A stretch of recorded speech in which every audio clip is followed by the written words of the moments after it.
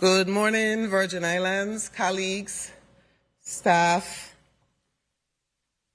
members of the administration, invited testifiers, and members of the public who are present in person and who are joining us remotely. I am Senator Marie C. James, the chair of this committee, the Committee on Disaster Recovery, Infrastructure, and Planning, and I call this hearing to order. I ask Madam Clerk to conduct the roll call.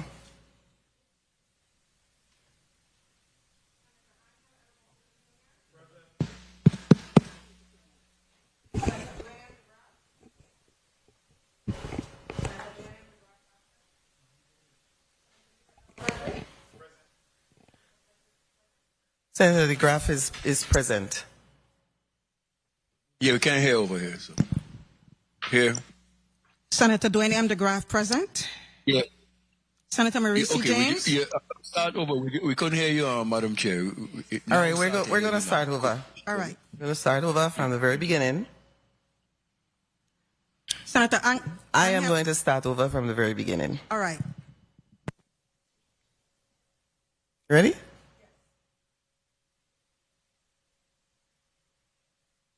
Today is a serious day, so we have to be serious from the very beginning.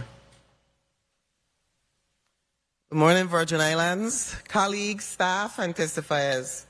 The Committee on Disaster Recovery, Infrastructure, and Planning is hereby called to order. I am Senator Maurice James, the chair of this committee, and I will be presiding over this meeting today. I want to welcome my colleagues, invited testifiers, members of the administration, members of the public who are present here in person and who are joining us remotely.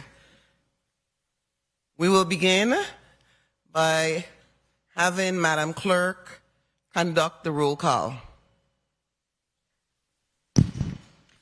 Senator Angela L. Bocas Jr. Present. Senator Bocas Jr. present. Senator Dwayne M. DeGraff. Here. Senator Dwayne M. DeGraff present. Senator Hubert L. Frederick. Senator Frederick present. Senator Marie C. James. I am here. Senator Marie C. James here. Senator Clifford A. Joseph Sr. Senator Joseph Sr. present. Senator Milton E. Potter. Here. Senator Milton Here. E. Potter present. Senator Kurt A. Viale. Senator Kurt A. Viale absent. Madam Chair.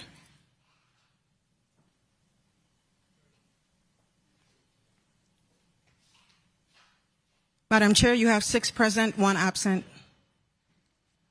Thank you, Madam Clerk. Do you have any correspondence to be read into the record?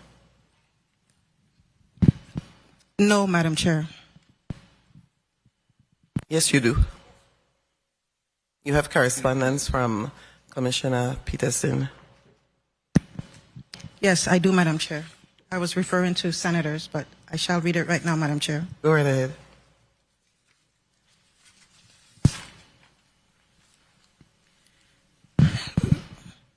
February 19th, 2026, the Honorable Marie C. James, Senator, 36th Legislature of the U.S. Virgin Islands, 3022 Estate Golden Rock, Christian said St. Croix, U.S. Virgin Islands, 00820. Dear Senator James, greetings from the Virgin Islands Department of Agriculture. Thank you for your correspondence dated January 30th, 2026, inviting me to offer testimony during today's Senate hearing of the Committee on Disaster Recovery, Infrastructure, and Planning. Please accept this letter as a request for my excused absence from today's meeting. Our agency is in the aftermath of our recent AgriFest event, and I had previously scheduled a series of meetings throughout this week with numerous invited guests to the territory who will be partnering with VIDA on various initiatives. Thank you for your understanding. Best wishes for a productive hearing. Respectfully, Diane Hazelwood for Louis E. Peterson, Jr., PhD, Commissioner. Okay, let the record reflect that the Commissioner Peterson is excused from today's hearing. and we will recognize the other senators when they arrive. I want to recognize non-committee members that are here present, and that is my honorary Senator, Senator Johnson. Thank you for coming. And we have Senator Marvin Blyden on the island of St. Thomas. Thank you also for joining us. So Senator Franklin Johnson and Senator Marvin Blyden, non-committee members, thank you very much. I am actually hopeful that we are joined by all senators today, simply because this is a matter that's appropriate for the entire Senate at this time. That is my belief. I want to, before we proceed with the reading of the agenda, I have some remarks that I do want to make. So I want to pause for a moment to recognize that we are in the month of February, a month that's set aside nationally and locally to observe Black History Month. Black History Month provides an opportunity for reflection, education, and renewed commitment. It is a time when we acknowledge the enduring contributions of Black Americans and people of African descent to the development of this nation, and we honor the sacrifices, leadership, and achievements that have shaped the course of history. Here in the Virgin Islands, Black history is inseparable from our identity, our own identity. It is reflected in the strength of our ancestors, the resilience of our communities, the brilliance of our culture, and the contributions of Virgin Islanders who have not only shaped these islands, but the world. This month reminds us that progress is never automatic. It is demanded. It is organized. It is fought for. And it is sustained through faith, courage, and collective action. In that spirit, I also wish to acknowledge the passing of Reverend Jesse L. Jackson Sr., a revered civil rights leader, minister, and advocate whose life's work advanced the cause of human rights and strengthened the conscience of this nation. Reverend Jackson reminded the world that justice must be spoken aloud, that dignity belongs to every person, and that the voices of the marginalized should never and must never be ignored. His message was consistent, that no one should be invisible, no one should be disposable, and no one should be denied their humanity. I also note personally that I had the privilege of meeting Reverend Jackson during the period of 1997 to 1998 when I served as a Democratic National Committee woman for the Virgin Islands. It was an experience that left a lasting impression and one that I remember with gratitude and respect. I grew up, and I'm sure many of you in here grew up, hearing his words and watching his example, not just as a public figure, but as a symbol of persistence. His legacy will continue to live in the movements he strengthened, the communities he uplifted, and the generations he inspired. In recognition of Black History Month, and in honor of Reverend Jackson's enduring message of human dignity and self-worth, I would like to, at this point in the hearing, begin with a short video clip from Public Broadcasting Service, a 1972 Sesame Street segment titled, "I Am Somebody." And I asked the media to show it. For those of you who probably weren't born then, you should see it now. Here we go. I am somebody. I am somebody. I may be poor, but I am somebody. I may be young, but I am somebody. Somebody. I may be on welfare.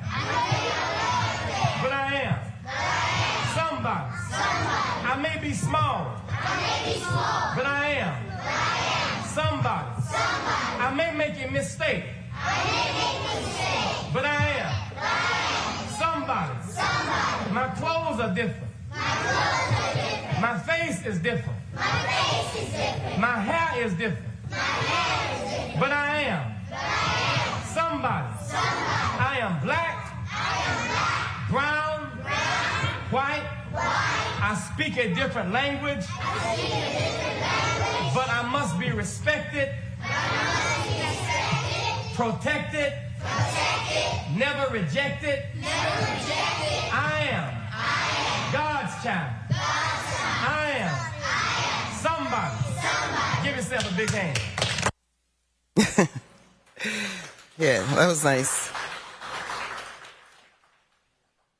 Although it is simple, it carries a powerful and timeless message that every child and every person deserves to know they matter and they are worthy and they belong. I want to thank, let the record reflect that the video was played, and again, thanks to Public Broadcasting Services for that clip that's being shown all over. From the minute I heard of his passing, that was the first clip that came to my mind, because I was a child in Building 20, Apartment 91, Ralph D. Chabot Project. When I heard that clip, I am somebody. I may be poor, but I am somebody. I may be on welfare, but I am somebody. And it inspired me, and I'm sure it inspired every single child that was living in the Ralph D. Chabot Project and all the projects on the island of St. Croix. And so today, with that in mind, it's about protecting. I was a child then, right? And so Jesse Jackson said, yeah, we need to be protected. Now I need, sitting here as a chair of this committee, understand that I need to protect the generations that follow me. And so with that in mind, I'm going to ask, we will proceed with today's hearing, and I will ask Madam Clerk to read the only block, and there's a reason it's the only block today, because it deserves our full attention. The only block on today's agenda, will you please read it into the record? Committee on Disaster Recovery, Infrastructure and Planning, Thursday, February 19th, 2026, 10 a.m., Fritz Ilowet's Legislative Conference Room, St. Croix, U.S. Virgin Islands, revised agenda. Bill number 36-0211, an act amending Title 29 Virgin Islands Code, Chapter 3, Subchapter 1, to allow small-scale distilleries and breweries in certain zone upon public notice and approval by the Department of Planning and Natural Resources, proposed by Senator Milton E. Potter by request of the Governor.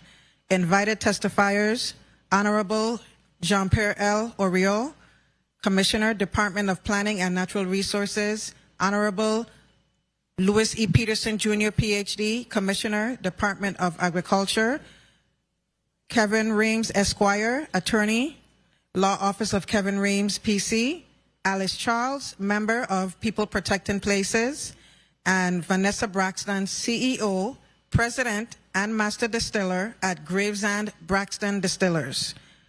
Madam Chair, this concludes the reading of the agenda. Thank you, Madam Clerk. I want to now recognize the presence of my Vice Chair, Senator Milton Potter, on the island of St. Thomas. Welcome, Senator Potter. And you're right on time, because we are, and I also want to welcome Senator Kurt Vieli, my committee member. Also, so now we have 7 members present. Thank you for joining us. I will start by asking all the testifiers in this block to speak clearly and put your name and position on the record. We're supposed to have someone joining us remotely? Is that correct? Yes, that is correct.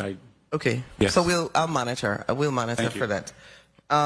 So we'll start with Commissioner. Put your name and title on the record, and then we'll go to Ms. Laplace, and then Ms. Giles, and then Attorney Reams. But you have to put your name and on the record and title on the record. Good morning, Madam Chair. Jean-Pierre Oriel, Commissioner, Department of Planning and Natural Resources. Good morning, Leah Laplace Matthew, Territorial Planner with DPNR. Good morning, Alice Charles, People Protecting Places. Thank you. Kevin Rames, Counsel, K.A. Rames, PC. Okay, and we will be anticipating Vanessa Braxton. She's a master distiller who will be joining us virtually. So expect her testimony also. The committee will first hear from the sponsor of the bill. And so I will ask Senator Milton E. Potter to present the bill. Good morning. Thank you very much, Madam Chair. Good morning, colleagues. Good morning to our testifiers. Madam Chair, I rise this morning to introduce Bill number 36-0211, an act amending Title 29 of the Virgin Islands Code to allow small-scale distilleries and breweries in certain zoning districts upon public notice and approval by the Department of Planning and Natural Resources. This bill is proposed by request of the Governor of the Virgin Islands. Across our islands, and particularly on St. Croix, we've seen a growing number of small agricultural entrepreneurs who are not simply farming, they are dreaming bigger. They want to take their sugarcane, their local crops, their creative vision, and produce something of value right here on Virgin Island soil. They want to distill, to brew, and to add value to what they grow, and to share it with the residents as well as visitors. What stands in their way is not ambition, it is zoning. And that is precisely what the bill addresses. Bill number 36-0211 adds clear definitions for breweries, distilleries, microbreweries, and microdistilleries to our code. It allows microbreweries and microdistilleries, those producing no more than 100,000 gallons per year, to operate as conditional uses in our A1, A2, and R1 zoning districts, which are our agricultural and residential low-density zones. It updates our zoning use tables to reflect modern realities and directs DPNR in collaboration with the Department of Agriculture to promulgate regulations ensuring proper oversight, community input, and environmental review. This bill is about potential economic diversification, tourism appeal, and cultural preservation. The bill requires public notice, requires DPNR approval, regulations must be promulgated, community voices must be heard. This is not a shortcut, it is a responsible pathway forward. Thank you very much, Madam Chair. Thank you, Senator Potter.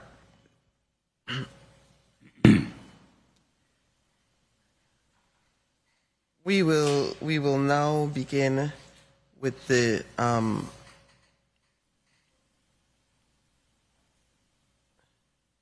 excuse me. We'll now hear from our testifiers who will speak in opposition, support, or neither for or against this bill. And we will begin with the Honorable Jean-Pierre Oriel, Commissioner, Department of Planning and Natural Resources. Go right ahead, Commissioner. Thank you, Madam Chair. And good day, Honorable Marie C. James, other members of the 36th Legislature's Committee on Disaster Recovery, Infrastructure, and Planning, non-committee members, all legislative staff present, and members of the public, both viewing and listening. My name is Jean-Pierre Oriel, Commissioner for the Department of Planning and Natural Resources. Joining me is Ms. Leah Laplace Matthew, Territorial Planner. We appear before you today to testify regarding Bill number 36-0211, which proposes allowing small-scale distilleries and breweries to be erected in certain zones upon public notice and approval by the Department of Planning and Natural Resources. This legislation is not merely about alcohol production.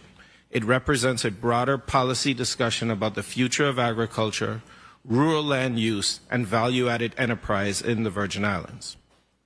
The Department is in support of the proposed legislation, which aligns with our vision for updating the zoning code, specifically our agricultural zones and their permitted uses to encourage old-fashioned farming, promote diversification of farm-related activities, pursue value-added uses to working farms, and incorporate high-tech farming.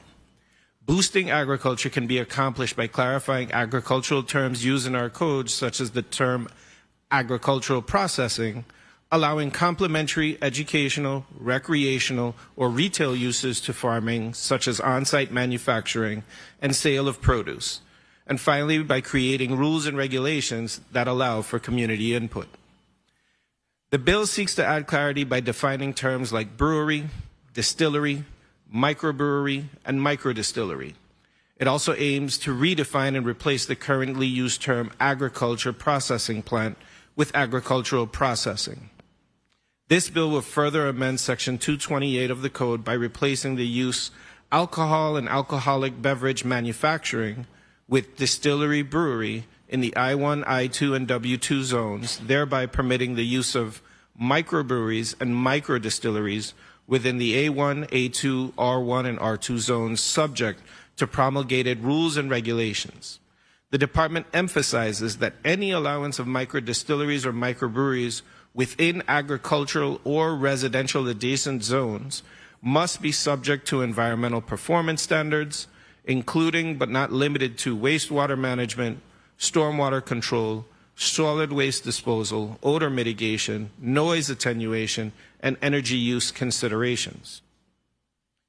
The Department acknowledges that threats to agriculture, including rising costs of land, climate change impacts, urbanization, and development on and around prime farmland, as well as social and economic disruptions that require the evolution of agricultural industries that embrace technological innovation and sustainability advancements. Evolution of our agricultural industries require the integration of local food production within mixed-use environments, monitoring emerging food technologies, and considering alternatives to outdoor agriculture in zoning and land use implications, such as indoor and urban agriculture. Agriculture evolution must also explore the adoption of zoning reforms that are farm-friendly and support food production, access, security and economic development, promote diversification of farm-related activities, permit the pursuit of value-added, agriculturally related accessory commercial uses, and incorporate future-focused food strategies into resilience and agricultural economic development planning. There is a myriad of opportunities to counteract the loss of farms and agricultural infrastructure through zoning and other local policy initiatives. Supporting the success of farms that contribute to local food security and agricultural heritage tourism will require zoning reform. The purpose of the above referenced bill seeks the revitalization of agriculture and spirits production in the Virgin Islands, particularly on St. Croix, by offering meaningful opportunities for economic development, cultural preservation, and tourism growth. Agricultural ventures have sought to vertically integrate their operations through value-added processing, including distillation of cane and other local crops. The government of the Virgin Islands recognizes the need to support this growth while maintaining proper land use oversight, transparency, and environmental review, foster entrepreneurship and economic growth while simultaneously ensuring that any changes to land use is accompanied by opportunities for community input and appropriate oversight. The Department is presently revising portions of the zoning code along with the table of permitted uses, thereby propose an expansion of the zones that agricultural activities would be allowed to occur.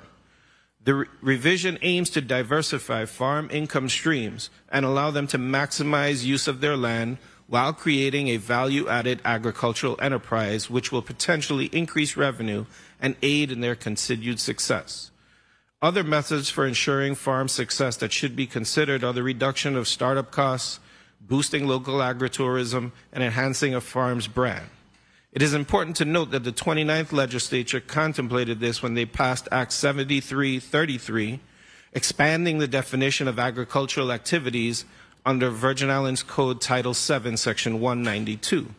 However, where tasting rooms, tours, retail sales, or event programming are proposed, additional review should be required to evaluate parking, public assembly capacity, and traffic circulation, particularly in rural or low-density zones. Distilleries and breweries must be differentiated from microdistilleries and microbreweries. Distilleries and breweries are industrial manufacturing uses, therefore require appropriately located in the heavy industrial zones of I-1, I-2, and W-2.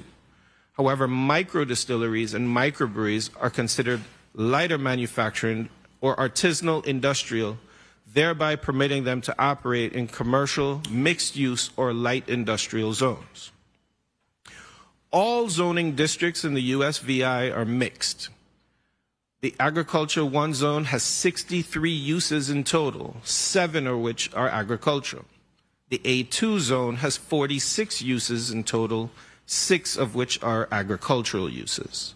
The R1 zone has 34 uses in total, 2 of which are agricultural and 9 are residential.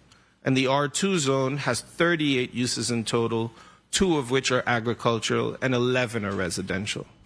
Therefore, the department recommends that microdistilleries and microbreweries in the A1, A2, R1, and R2 zones be permitted through rules and regulations where public hearings are held. This ensures community input and allows the department to evaluate site-specific impacts and assess production volume restrictions, location, parking, wastewater handling, traffic, odor, noise, and compatibility with neighborhood.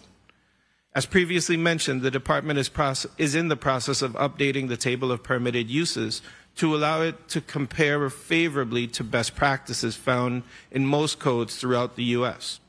In hopes of departing from an exhaustive 118-page permitted uses list dating back to the mid-20th century and earlier, the goal, therefore, is to reorganize the table of permitted uses into groups with narrowly tailored categories.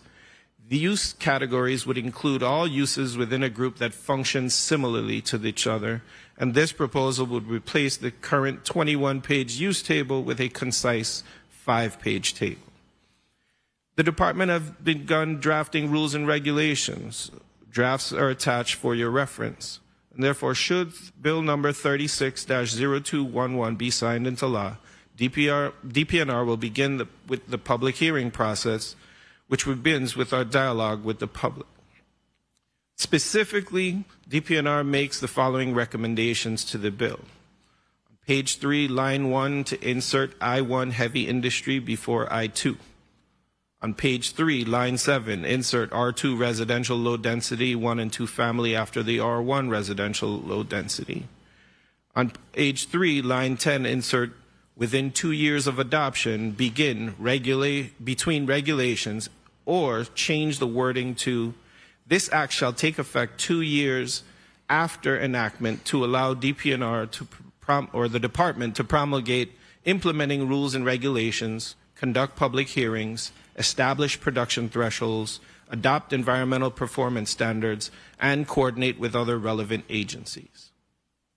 4, to eliminate conflict with the zoning code's agricultural use definition, amendment is needed to Title 29, Section 225, number 5 for agricultural use, changing the definition of the production of agricultural products, including but not limited to the cultivating of any fruits, vegetables, herbs, honey, forage, ornamentals, aquaculture, trees, poultry, eggs, meat, and dairy products, and aquatic. The production, manufacture, or processing of any food products or edible food byproducts, or other activities as is mentioned in Title VII of the Code, Section 192.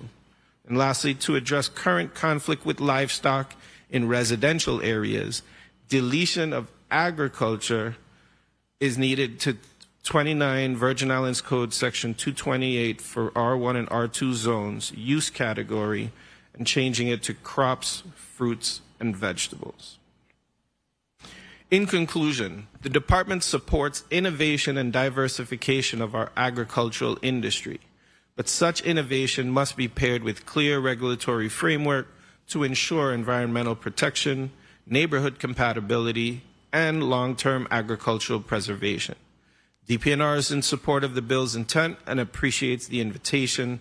The department recommends that any approvals issued pursuant to this act be reviewed for all consistency with the Comprehensive Land and Water Use Plan and any adopted agricultural preservation strategies.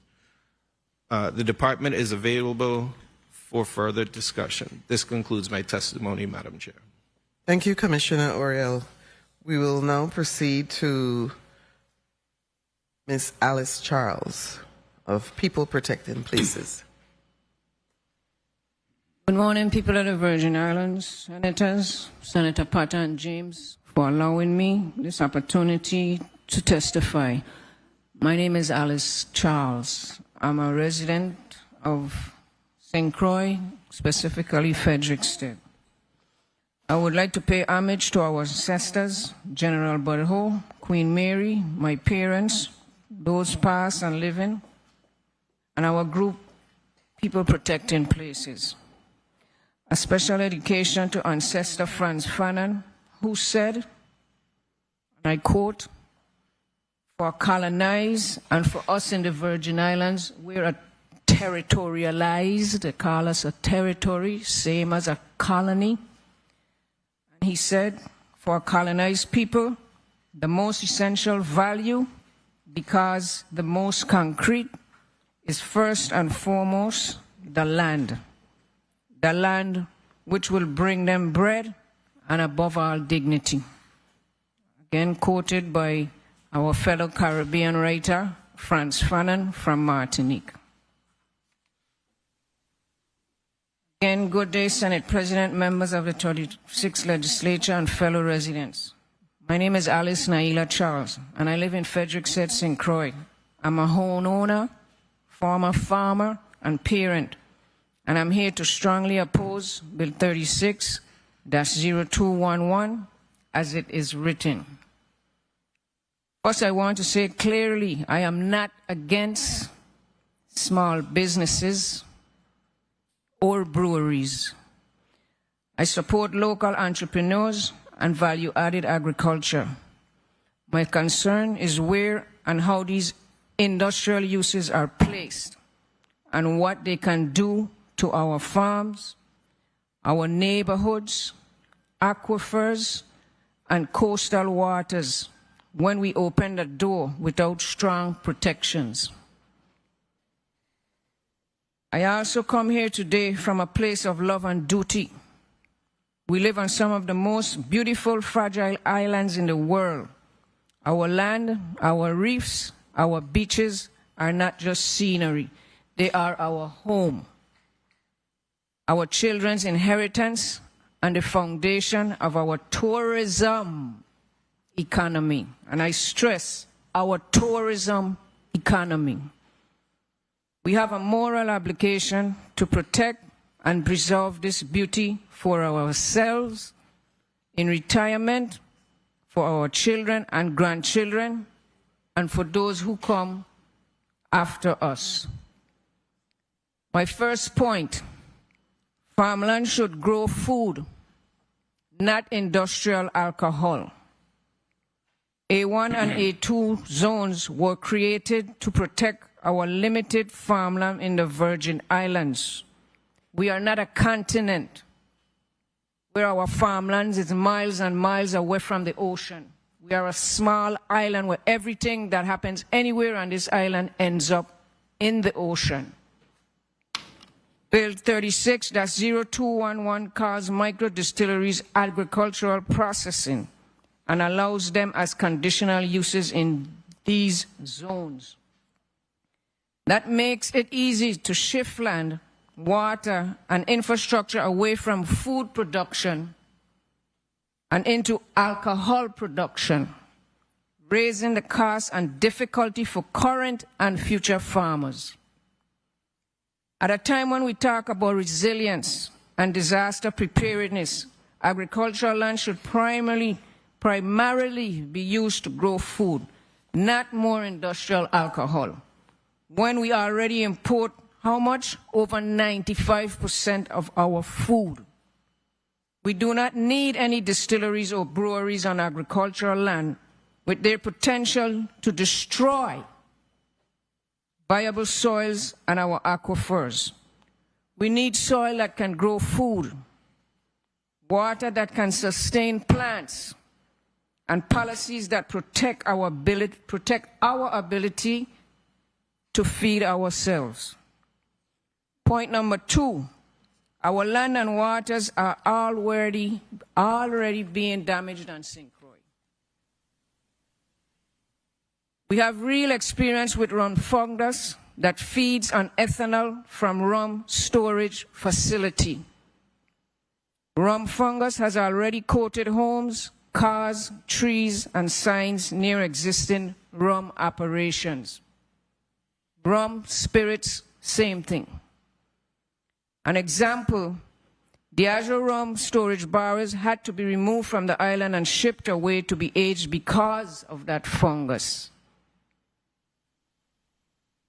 This would not be economically feasible for small distillers. That means the impacts are likely to stay here in our neighborhoods.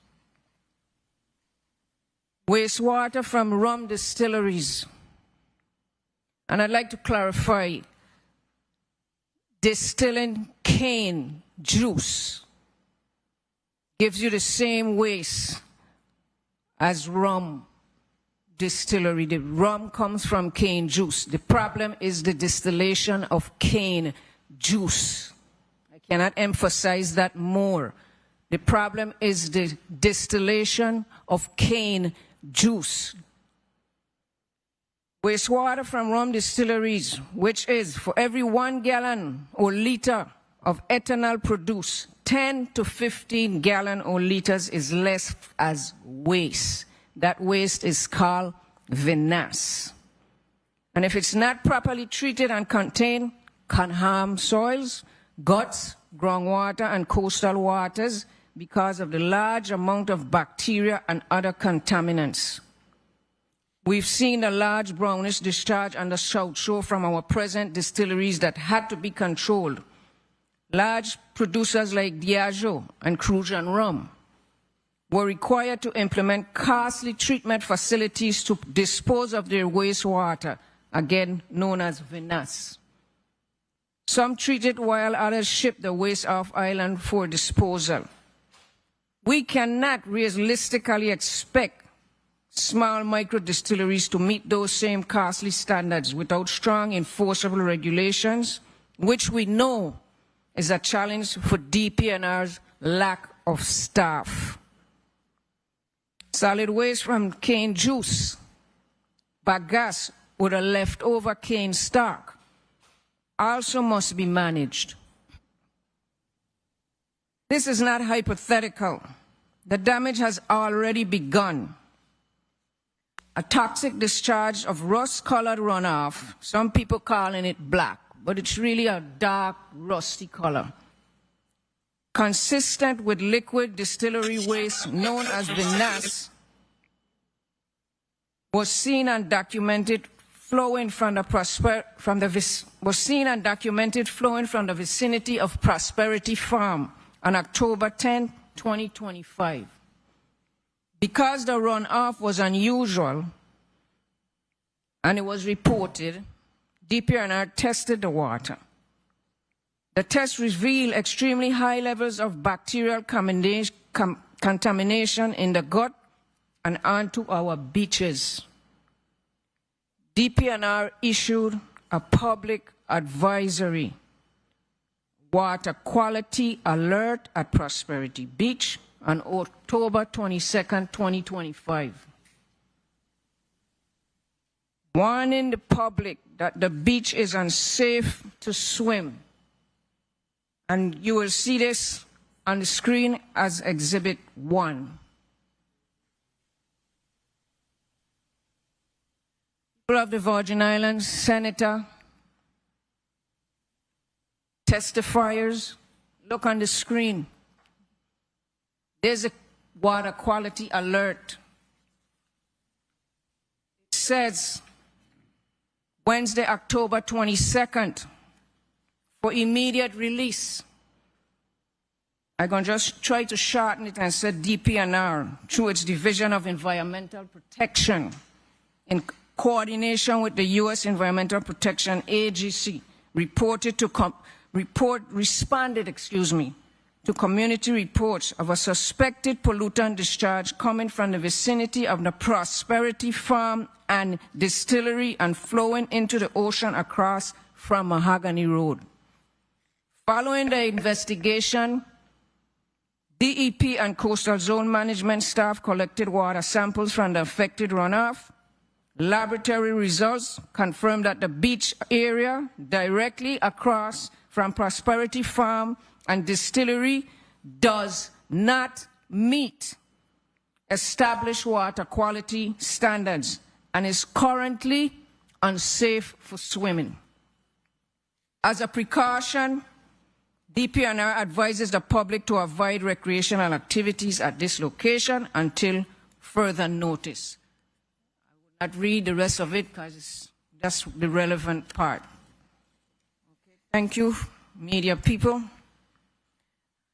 The DPNR UVI lab report shows that for beach bathing and safe allowable enterococci bacteria, which is the bacteria that DPNR tests for, and I must emphasize they're not testing for E. coli bacteria as some is misinforming the public. They are testing for enterococci bacteria. The DPNR lab report shows that for beach bathing, the safe allowable enterococci bacteria level is 70 MNP. That means most probable number. That's the unit of measurement they're using. 70 MNP.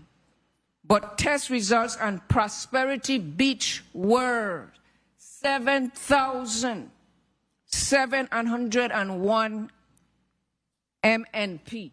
Safe allowable is 70. The water tested at 7,701. More than 100 times higher.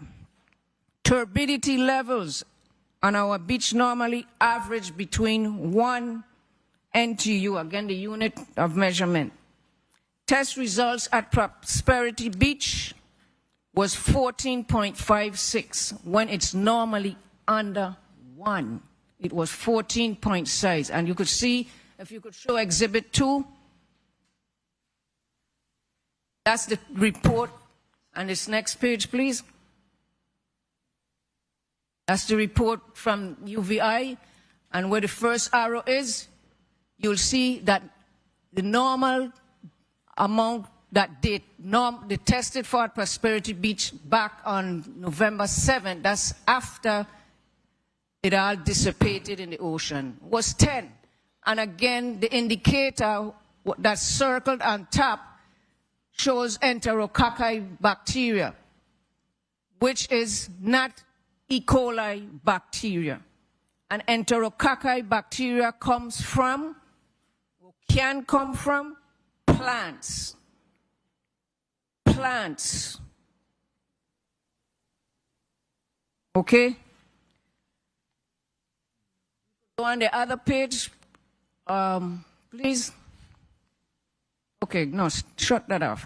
My mistake, not that. So the other page would have had the turbidity level, but I didn't include it. Okay, again, enterococci is the bacteria tested for, not E. coli. E. coli come from animal or human waste. Okay? Enterococcus can have animal and human waste also, but it also comes from plants. Plants is a source of enterococci bacteria. See EPA fact sheet. I did not include that fact sheet on this screen, but senators, you all have it in your package that talks about enterococci bacteria. Those numbers confirm that polluted runoff is already affecting our coast. This must be due to fertigation or using vinasse, the cane distillation wastewater, to irrigate or water the cane fields. Though beneficial, excessive use, remember for 1 liter you're getting 10 to 15 liters of waste, okay, will cause, excessive use will cause soil salination or salt, groundwater contamination, nutrient overloads, and release of greenhouse gases. Pretreatment is essential, along with regular pH tests for acidity and salt. Besides bacteria and turbidity, vinasse waste includes low pH. That means it's a very acidic, means it's corrosive. High in biological oxygen demand and high in chemical oxygen demand and compounds that are hard to treat. A second discharge was discovered on February 3rd, 2026 at 10:23 a.m. And I reported to DPNR. The discharge flowed directly from Prosperity Farm property through a culvert under Prosperity Subdivision Road. Could you show Exhibit 3, please? That's the culvert. See the same color water? That's coming off a Prosperity Farm. They say it's not them creating this vinasse or brown-colored water.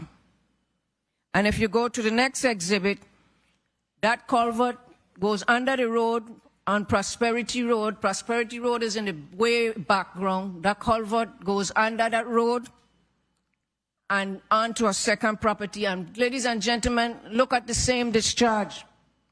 Look at the brown color, and it's on Prosperity property. On the right-hand, top right-hand side, you see the cane.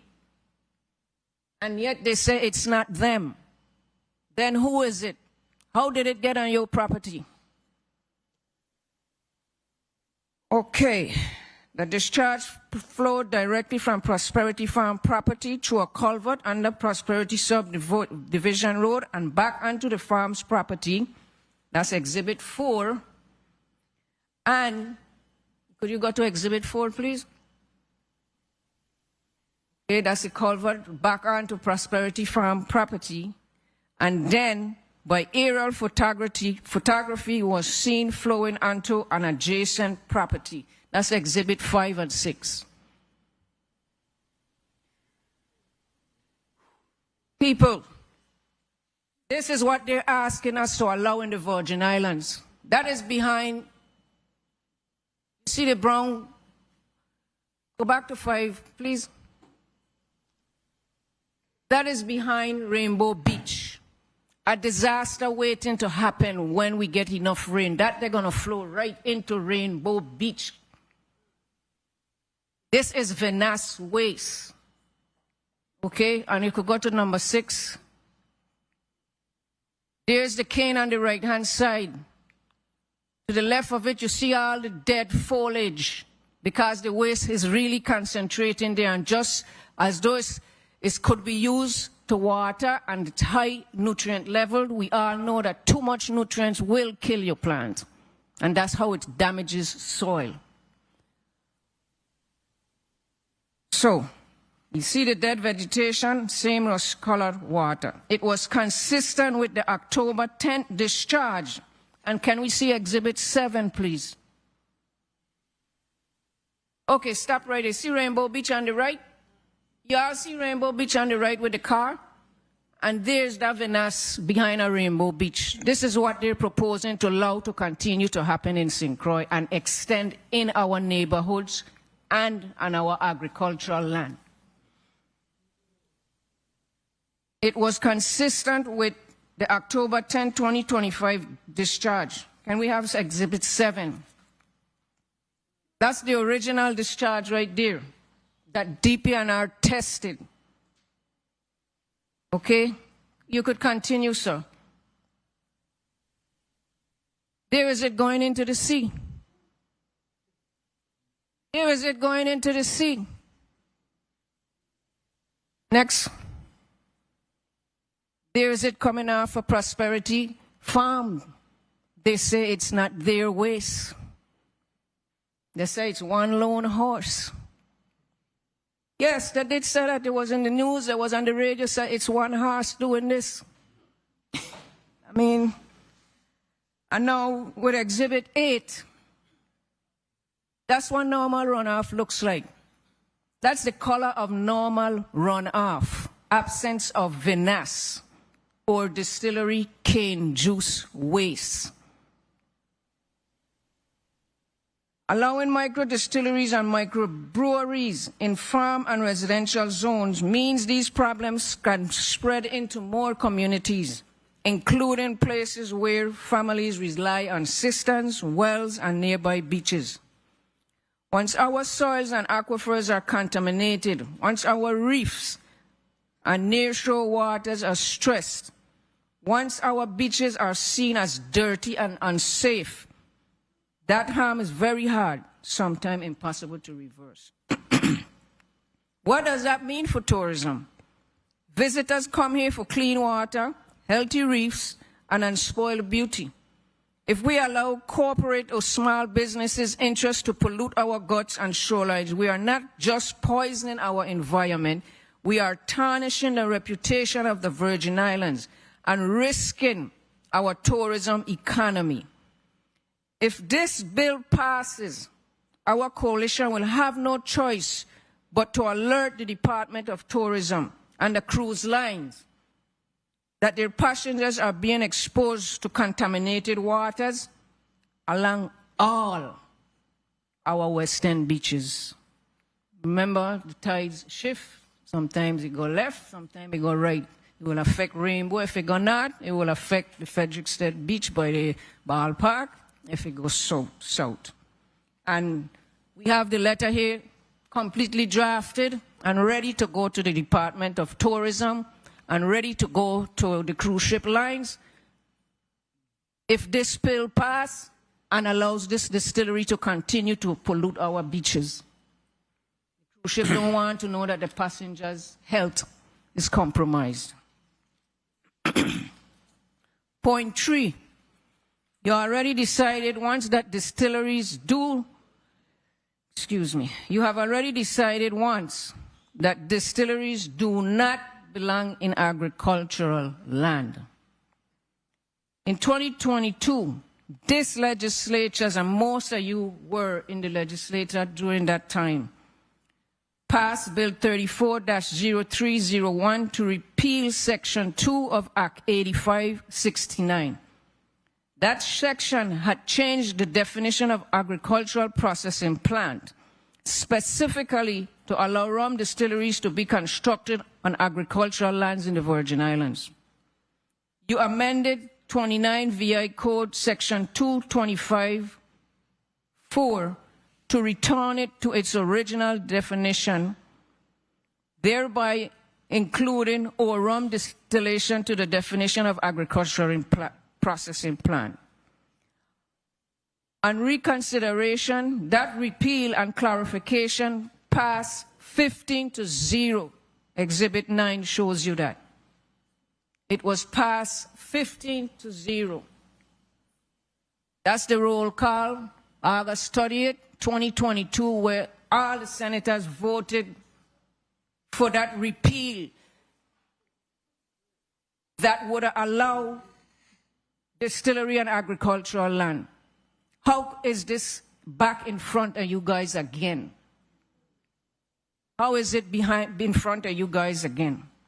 Every voting member of the 34th legislature, including senators who are here today or whose successors sit in these seats, voted yes to say that rum distillation, and I would include cane distillation should not be classified as agricultural processing on agricultural land. Bill 36-0211 now asks you to approve almost the exact same, redefining agricultural processing to include micro-distilleries and microbreweries in A1 and A2 agricultural zone.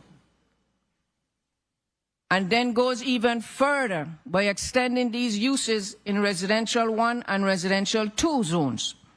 If it was wrong in 2022, after community outcried and ignored environmental reports, it is even more wrong now. When we have documented pollution events and have a newly adopted comprehensive land and water use plan telling us to stop this pattern, along with new environmental reports taken from that October 10, 2025 discharge, that DPNR is refusing to disclose to the public an inspection report that was requested per the Freedom of Information Act and yet to be received from DPNR. The report of that occurrence, people, was requested per the Freedom of Information Act from DPNR, from the federal level Environmental Protection Agency, and we are yet to receive it. What is there to hide? We are not asking you to invent a new position. We are asking you to stand by your own decision in Bill 34-0301 and be consistent. Distilleries should not be treated as agricultural processing on agricultural lands, and they certainly should not be embedded in our neighborhoods. Point number 4. This bill violates the comprehensive land and water use plan you just adopted. Because of that plan, this bill should not even be before this body. It should not be before this body. The planned purpose is to end the old pattern of spot zoning, inconsistent permitting, and politically driven land use decisions, and to move us toward a consistent territory-wide framework that protects our environment before we expand industrial uses. The plan engagement process identified, and I quote, "no more spot zoning," end of quote, as a core community demand. The plan acknowledges that chief elected officials in other jurisdictions do not make day-to-day zoning decisions because of the political tangle between competing interests that can make it hard to focus on the merits of a particular application. That is what is happening now, people. Senators, this is what's happening. Bill 36-021 does the opposite of what the Comprehensive Land and Water Use Plan calls for. It is a zoning carve-out that redefines agricultural processing to include industrial alcohol production and insert those uses into A1, A2, and R1 and R2. And asks DPNR and agriculture to write the rules later, putting the cat before the horse. It expands distilling permissions into agricultural and residential zone before enforcement reforms permitting transparency systems and watershed-based protections are in place. The Comprehensive Land and Water Use Plan warns that the current two-tier permitting system creates an artificial divide between upland development and coastal impacts, even though upland impacts run downstreams to our coastal water. We are already seeing that at Prosperity Beach today. This bill would push more distillery activity into upland areas that drain straight into our guts and beaches, embedding new risk into a system the plan itself says is broken. The plan also emphasized that while some land should be maintained exclusively for agriculture, there are opportunities to blend agriculture into residential and commercial areas through food-based activities. It didn't say alcohol, spirits, rum, beer, and all of that. It said food-based activities. We don't eat, and rum cannot sustain us. Neither can spirits, gin, vodka, liquor. They cannot sustain us. Food can. It says food-based for a reason. Distilleries are not food. Their wastewater and emissions can poison our land and aquifer with acidic water, high biological oxygen demand, high chemical oxygen demand from vinasse, and promote lung fungus.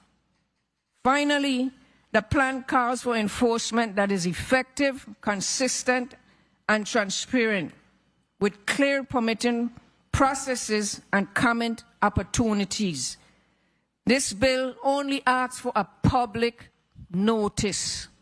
It did not ask for public hearings, contrary to what you heard earlier this morning. It asks for public notice. That means put a sign up for 30 days, and if somebody happened to see it and want to oppose, it's fine. A public hearing now says there is a hearing date, such and such place and time. People come out and take your chance to, we're going to discuss the issue and you will have your input on it.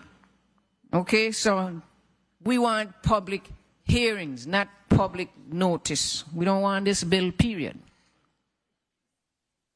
But you're being asked to vote on this bill before those systems exist. That is backwards and directly contradicts and violates the implementation sequence at the comprehensive land and that the comprehensive land and water use plan lays out. Point 5, who is this bill really for? We are told that this bill is about supporting agricultural and local industry. But look at what it actually does.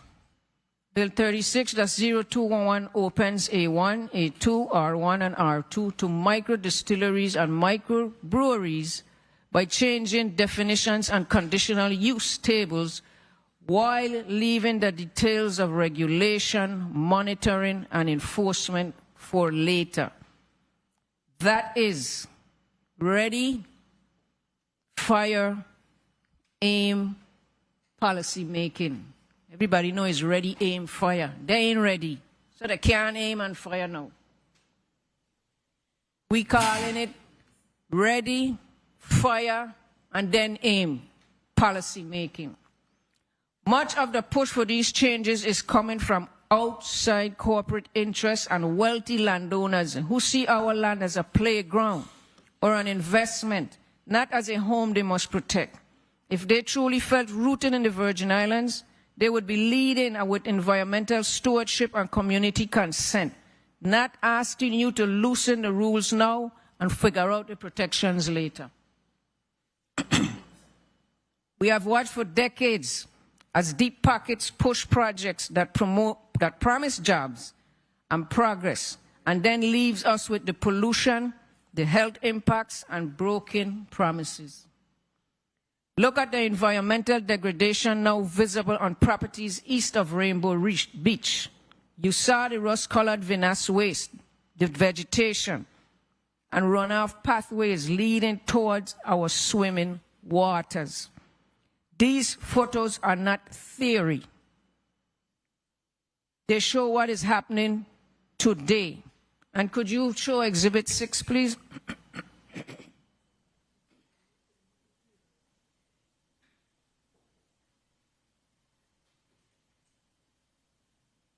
Six A, I'm sorry, 6A.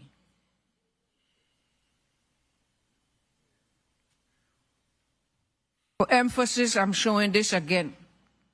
Right there, right there. That's Rainbow Beach. That's the vinasse behind our Rainbow Beach, waiting to explode in the beach. These photos are not theory. They show what is happening today. Our people are tired of seeing our laws bent to accommodate whoever has the money to hire lawyers and lobbyists. Point 6. And people listen. I know I'm long, but listen. Please listen and wake up and hear me, senators, St. Thomas senators. Wish you were here in the hall. This would allow point 6, residential neighborhoods and our legacy are at risk. This bill would allow micro distilleries as conditional uses in R1 and R2 residential zones. People bought homes in those neighborhoods expecting peace, safety, and protection from industrial activity. Instead, this opens the door to more noise, trucks, orders, lights, rum fungus, and even more alcohol-related temptation close to families' home. It risks lowering property values and making homes harder to refinance or sell. Most of us have our life savings in our home. Our children sleep there. Our elders rest there. We cannot afford to see residential zoning quietly turn into light industrial zoning because of outside corporation wants to maximize profit. Point 7. And listen to me carefully, senators. Point 7 says no jobs will be lost. This is our recommendation. No jobs will be lost. Our goal is not to negatively impact jobs on our economy, but to allow the Prosperity Farm to maintain the business without impacting other businesses, residents, tourism, and our overall economy. If we allow this business to discharge waste and rum, our best bitches will lose way more jobs in tourism than we create in rum production. Contrary to the perceived idea that rejection of this bill will result in the loss of jobs, senators, it will generate new jobs and maintain existing jobs in agritourism. Agritourism activity is defined in Title 7, Chapter 13, Section 192, Subsection 8. Allow farm tours, seminars, farm classes, field days, or farm food events and farm stays. Note, alcohol, spirits, or rum is not food. The agritourism bill does not says alcohol, spirits, although it says manufacturing. When you look at the manufacturing definition, it says except for rum distillation. If any definition is absent under this statute here, it's there in the zoning definition. Processing of your product except for rum distillation. The Act could be amended to include alcohol sales from farm bars and broad farmhouse events similar to the illegally operating farm bar and farmhouse at Prosperity Farm and Distillery, making them legal. In essence, we have no problem with the farmhouse, the farm stays, the farm tours. We have a problem with the distillery. And then no jobs will be lost. Land can be bought. Recommendation, let me clarify and make it clear. Here's the recommendation. We're not just opposing. Land can be bought in the I1, I2, or W2 zones, which allow distilleries, breweries, and alcohol manufacturing. The distillery, by moving to a new location, will demand temporary jobs for relocation and permanent jobs to operate this distillery and transport the cane juice from the new location. This will be relative to any new distillery business. Again, prosperity is the driver behind this bill. And prosperity have already damaged our island. And another issue with the cane growing, people and agriculture and preserving soil and land and water. If you could put up Exhibit 9, A, B, and C. We all saw the article and who have knowledge and study their health and the problems with glyphosate or Roundup. We heard the farm come on the radio, said that don't spray. We heard the farm testify, did op-ed and so said they don't spray if they did in that. I think they did it in that op-ed article. But however, they say they do not spray. Here is evidence. There's the big farmhouse, big, beautiful farmhouse. There's somebody doing small-scale spraying right to the road there where they said they're planting ginger or something right now. The next exhibit, that's a little bigger tank, probably 200 to 300 gallons they're using in the cane field to spray what we understand is Roundup. And again, they're telling DPNR they are not spraying. Yet they're applying for a pesticide permit. And Exhibit C, people, I know you all seen this image many places on TV with the big arms spread out. And if you see to the left and right of the machine, you see the mist that's spraying on the land right there. A resident woke up to that one morning and he testified at our town hall meeting and how it have damaged his health ever since being exposed to that Roundup or glyphosate that Prosperity Farm Distillery is spraying on the land.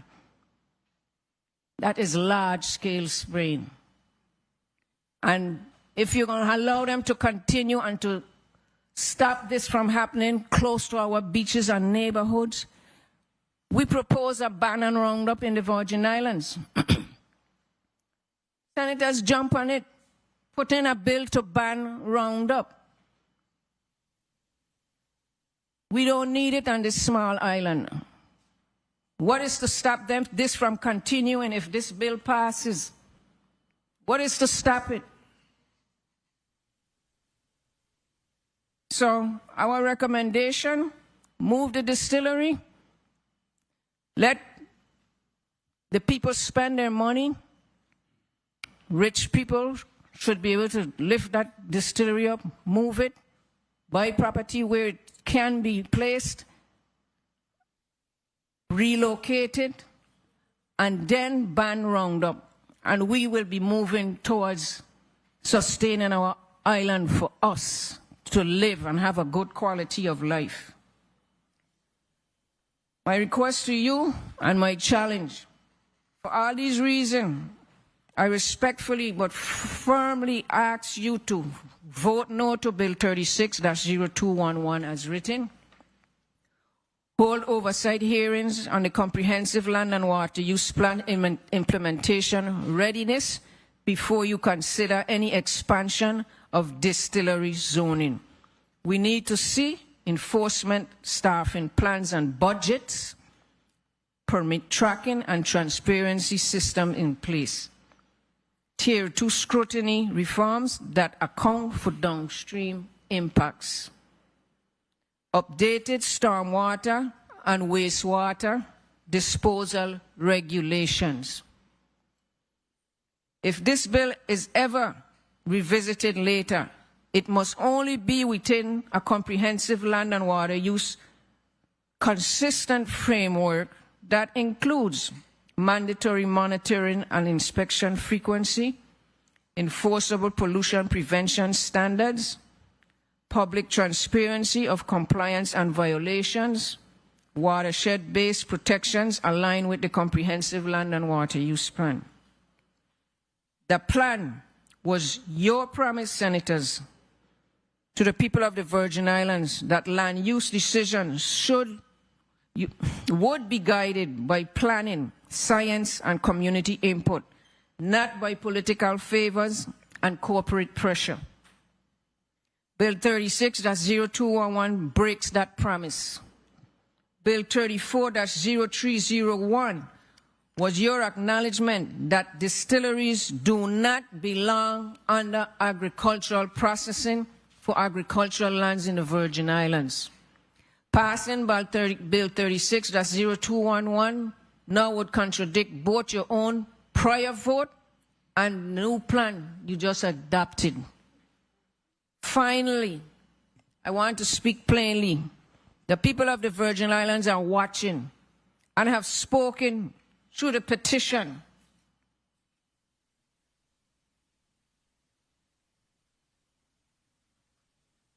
Have spoken through the petition against Bill 36-0211, which has gathered hundreds of signatures from St. Croix and St. Thomas. Okay? Ladies and gentlemen, this is 941 signatures gathered from the people of the Virgin Islands. 941 signatures. I'm tired talking. My diaphragm is hurting from discussing this. I didn't just say, hey, sign this. People had questions. What are you talking about? What are you talking about? And I had to explain at least 900 times to our people what these bills mean to them. And they signed. They signed. And they signed. And if I had more time and more energy, I would get more signatures. So I'm begging you to listen to the people, senators. The same people who voted for you and who now want to vote for leaders who will protect the people's interests, not corporate interests. We are watching, and we will vote accordingly. We will vote accordingly. If it means a voter registration drive, we will vote accordingly. We know the history of our land and how often powerful interests have been ahead of our communities and our environment. We do not need more politicians who bend to wealthy landowners and corporate agendas. We need men and women who will stand up to protect our islands, even when it's not easy. Each of you must decide when our children ask what you did to protect their water, their beaches, their farms, and their future. Will you be able to say you stood with the people and with the land? Or will you be remembered as someone who helped open the door to irreversible harm? I'm asking you, not just as a voter, but as a fellow Virgin Islander, please do not sacrifice our islands for a short-term corporate win. Choose to be remembered as protectors, not as those who stood by while our homes was put at risk. And this whole micro-distillery and brewery idea is a dying idea. They are shutting down all over the states. They are dying ideas. So don't believe this is going to be any economic growth for us. This is a bill for prosperity farm and illegal rum distillery. Thank you for your time and service to our community. I am happy to answer any questions.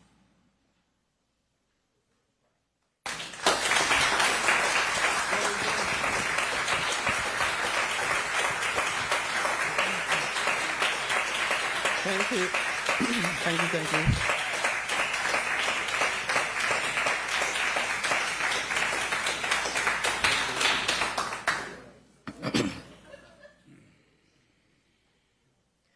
Point of information, Senator Milton Potter.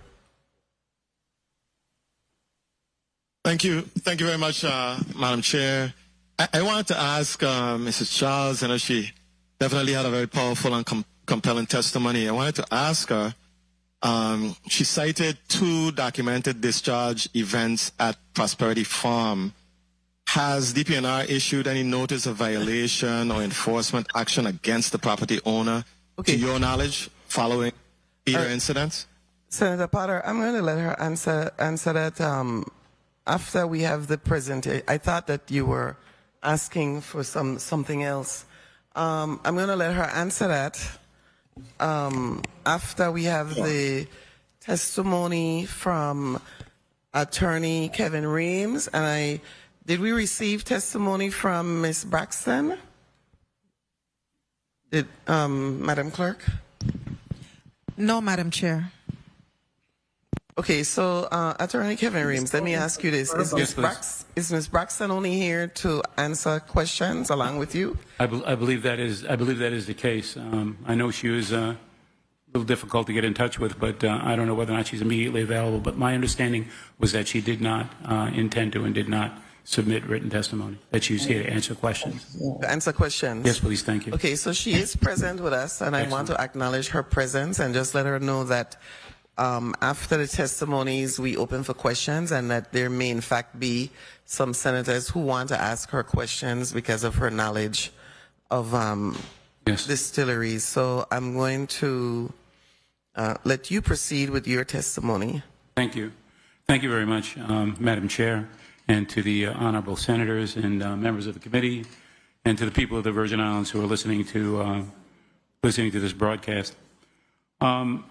I am an attorney, and I have been practicing law on the island of St. Croix for the last 40 years. This is 41 years behind the same desk there in Christiansted.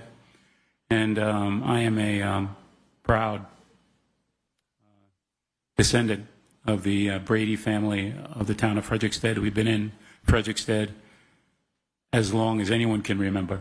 I believe one of my ancestors was part of the group that laid the foundation stones at St. Patrick's Church, and we've been, some of us practicing, some of us non-practicing Catholics ever since.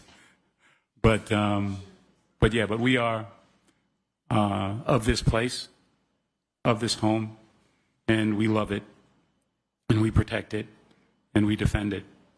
And we've been hearing over the entirety of my career, over the entirety of my 40-year career, yes, we want economic development, but not there. Yes, we want new hotel development, but not there. Yes, we want new factories, new jobs, new opportunities, but not there, not there, not there, not there. I think it's time, that we stopped that sort of approach to a complete and utter desire on the part of certain elements in this community to limit the scope of what we can do, to limit the opportunities that we can provide to our children in the name of so-called protecting the environment, protecting the island of St. Croix. What we heard a little earlier, and I know I'm sort of departing from my written testimony, but what we heard earlier was very interesting, was a very compelling argument. But at the same time, we simply can't, we can have different opinions, but facts are facts, and you have to make your determinations based upon fact. Senator Potter asked a very interesting question. Have there been any notices of violation and assessment against Prosperity Farm? And the answer is no. Have there been any findings that Vanasse has left the property? The answer is no. And this nonsense about we don't test for E. coli, but we test for Entra coli. Everybody's got a cell phone. All you need to do is type in Entra coli into a cell phone, and it says as follows. Enterococci are gram-positive bacteria primarily originating from the intestinal tracts of humans and warm-blooded animals, acting as a key indicator of fecal contamination in water, soil, and food. Major sources include human sewage, malfunctioning septic systems, stormwater runoff, and agricultural runoff, animal waste, closed. They are primarily and commonly found in environments like sandy beaches, plants, and contaminated food products. The primary sources of enterococci bacteria, human and animal fecal matter, water contamination, sewage and septic systems, stormwater runoff that washes animal and human waste into lakes, rivers, and coastal waters, and recreational boats. Obviously they have places on boats where they hold human waste, and sometimes, unfortunately, they let those go into the waters of into the coastal areas.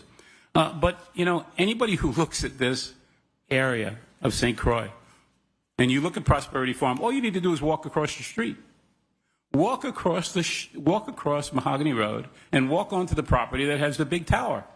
You will soon be walking in a pond that is a pond of black water that comes up to your knees. Thousands of gallons of black water. Thousands of gallons of black water. Go there today. Go there after this hearing. Walk onto that property and walk and bring some boots. But you'll see thousands of gallons of this black water. Okay, Attorney Reams. Yes, okay. Excuse me. Read your testimony. Yes, I will. And then Okay. I'm sure, Questions will be asked. and you can respond with those that you have, because then we want the other side to also respond. So let's Thank do you, it and I like will. that. Okay, thank you. Okay. This legislation presents a strategic opportunity to strengthen agriculture, to diversify our economy, to expand agrotourism, and to preserve rural land, all while protecting neighborhood quality of life and environmental standards. This bill is not merely about allowing small-scale distillation. It's about building a value-added agricultural economy that captures more revenue locally, supports farmers, and positions the Virgin Islands for long-term resilience. Across the United States, craft distilling has proven to be a powerful economic multiplier. In Kentucky, the bourbon industry generates over $9 billion annually in economic output and supports more than 22,000 jobs statewide. The Kentucky Bourbon Trail alone attracts over 2 million visitors a year, with visitors spending at $350 million annually in lodging, dining, retail, and transportation. Those dollars flow not only to the distilleries, but to the hotels, to the restaurants, to the tour operators, and to the local farmers supplying grain. In the Napa Valley, the wine industry generates approximately $9 to $10 billion a year in regional economic impact, with tourism accounting for more than $2.5 billion in visitor spending annually. The integrated agricultural tourism model has preserved tens of thousands of acres of farmland while sustaining high-paying hospitality and agricultural jobs. In New York, farm distillery legislation has fueled the growth of more than 150 craft distilleries. That is in the state of New York, over 150 craft distilleries. The state's craft beverage sector overall contributes over $6 billion annually to the New York economy. Farm distilleries are required to source a percentage of their ingredients locally, channeling millions of dollars into New York's agriculture each year and stabilizing rural economies that once faced decline. The lesson is clear. When government-enabled, value-added agricultural production takes place, the return is measured not only in product sales, but in broad-based economic activity. Martinique is a Caribbean neighbor with where craft distilleries have a measurable economic impact. For a model even more geographically and economically comparable to the Virgin Islands, we only need to turn to the Caribbean, one of our Caribbean neighbors, Martinique. Martinique produces approximately 17 million liters of rum annually, the majority of which is exported. The rum sector generates an approximate 400 million to 500 million euros. That's approximately 430 to 540 million US dollars in annual economic impacts, including direct production, exports, agricultural activity, tourism, and related services. In Martinique, sugarcane cultivation covers thousands of acres and supports hundreds of farming families. Rum production represents one of the highest value-added agricultural outputs on the island. By converting raw sugarcane into premium, what they call rum agricole, under its AOC designation, Martinique captures significantly greater value per hectare than would be possible through raw commodity exports. The linkage between farming and distillation stabilizes farmland. Instead of abandoning agricultural lands or converting them to non-agricultural uses, farmers maintain active cultivation because distilleries provide a reliable, premium-paying buyer. If the USVI to replicate even a fraction of Martinique's scale, for example, reaching 1 million liters annually across multiple small producers, that could represent between $20 and $30 million in direct production value, depending on price and positioning in the marketplace. When tourism, hospitality, and agricultural multipliers are included, the broader economic footprint could be substantially higher. In Martinique, rum accounts for a dominant share of non-petroleum exports. Premium bottles retail internationally at $40 to $80 and higher, demonstrating the power of geographical branding. Export earnings bring external capital into the island economy, which is a critical factor for small island territories. The USVI already has a global recognition in rum heritage. By empowering small producers to develop distinctive, premium-positioned brands, we could expand export revenue streams and produce economic growth. Martinique's rum distilleries function as a major tourism attraction.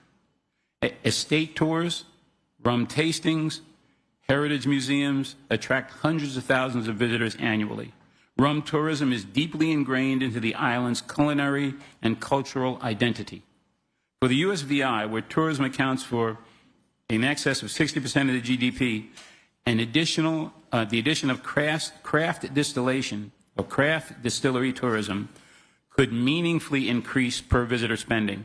Even 5% of our annual even if 5% of our annual visitor stayovers, if they participated in paid distillery tours averaging $40 per person, this could generate several $1 million annually in direct tourism receipts before accounting for related spending in restaurants and lodging. Martinique demonstrates that a Caribbean island can leverage rum or spirits not just as a product, but also as an integrated economic driver supporting agriculture, exports, branding, and tourism simultaneously. Agritourism expansion in the U.S. Virgin Islands. Agritourism is one of the fastest growing segments in global travel. Travelers increasingly seek experiential activities, tastings, farm tours, culinary events, and educational workshops.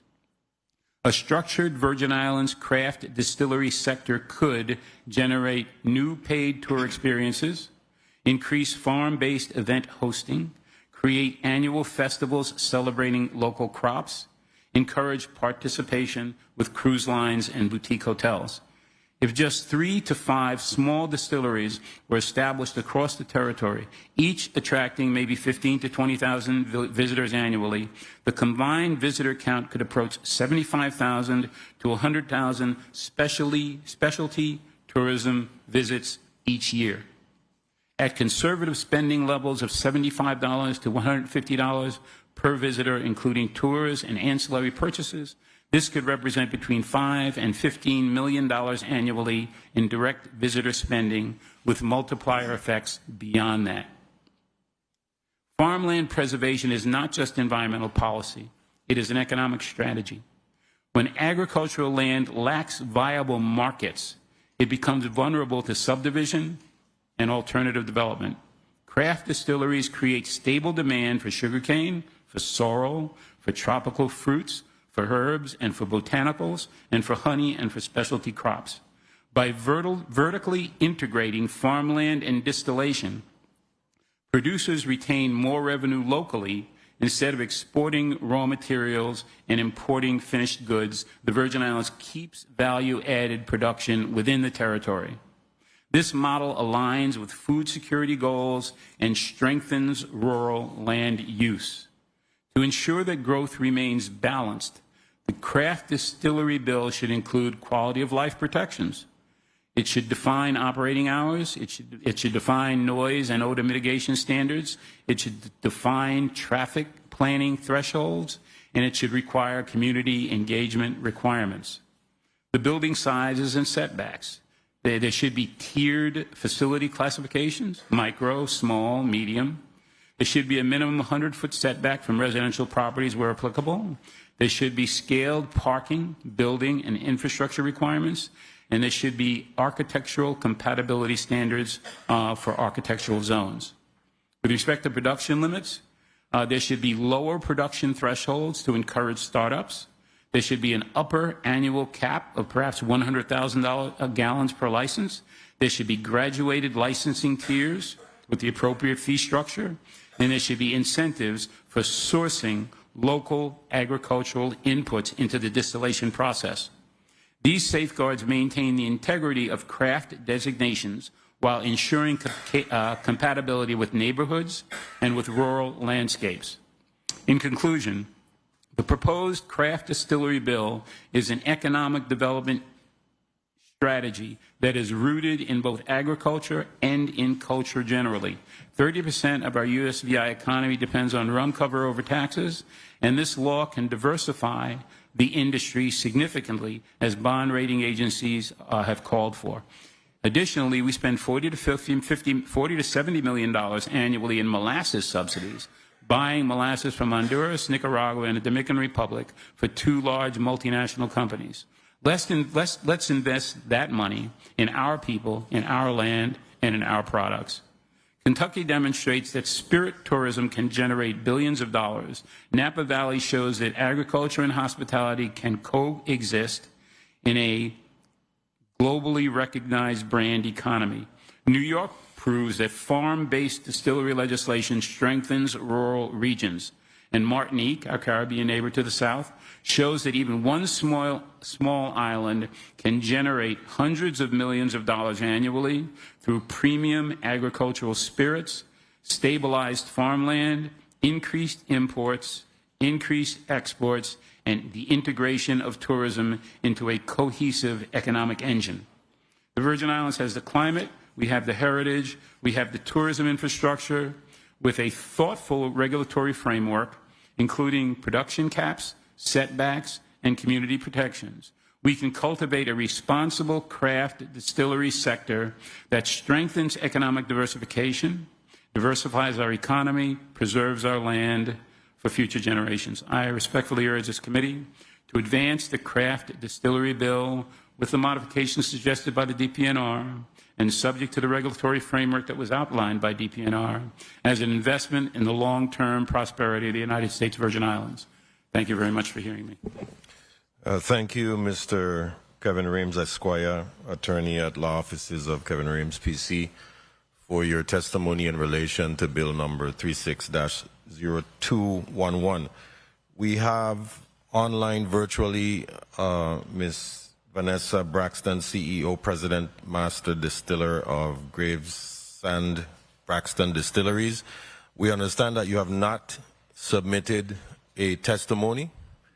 However, I will give you at least a minute just to introduce yourself, because it's not mandatory that we provide just freestanding discussion without a written testimony. But please introduce yourself. You have 1 minute. Good morning. Can you hear me? Yes, we can, loud and clear. Please proceed. Okay, great. I'm Vanessa Grazandi Braxton. I'm the first African-American woman distillery in the United States. This year, as a matter of fact, tomorrow will be 14 years that I'm distilling and have my own distillery. And I just finished building my second distillery, a craft farm distillery, in a wealthy community with residential in Farmingdale, New York, Long Island. I'm also a retired civil structural engineer and used to work for the MTA, the government, and sat on the New York State Transportation Committee Board and Ethics as vice president. So I'm here to answer anybody's questions or thoughts, and I'm here to help to mitigate. Thank you so much, and we appreciate that, and congratulations to you for being the first Black African-American woman in that field and industry. Commendations to you on Black History Month.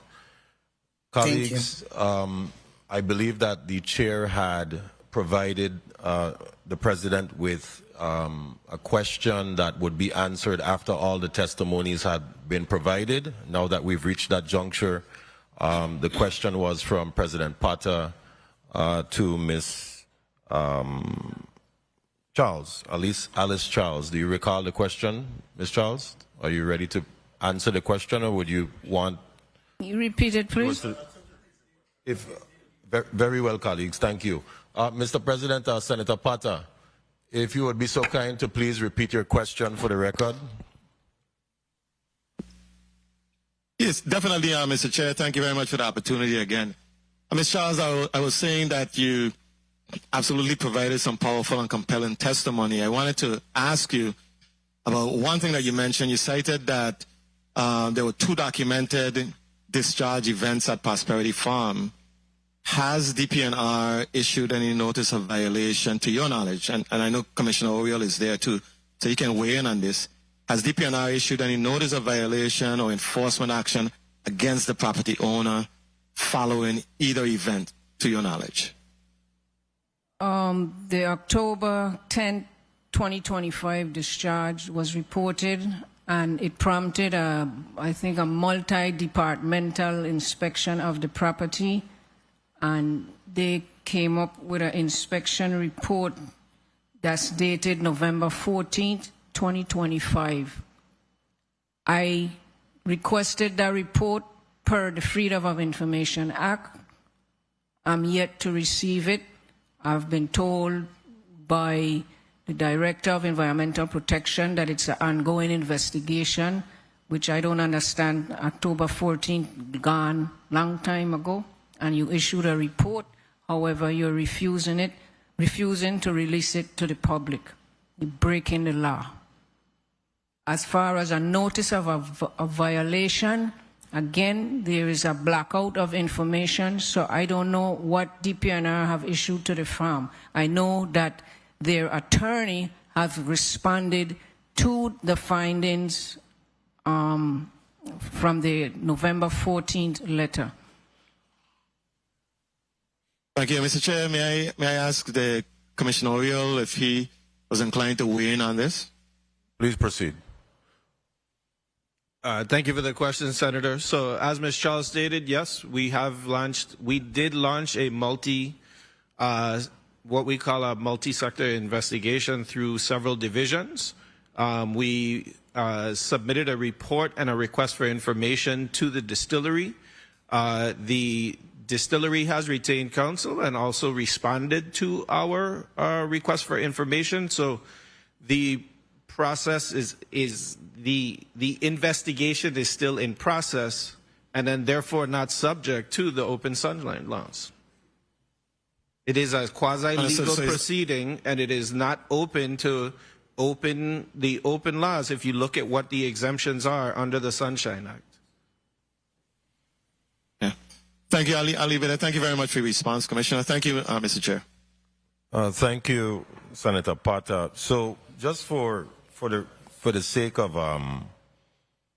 clarity regarding the bacterial contamination or the potential bacterial contamination that was referred to by the testifier in relation to Prosperity Farm. Mm-hmm.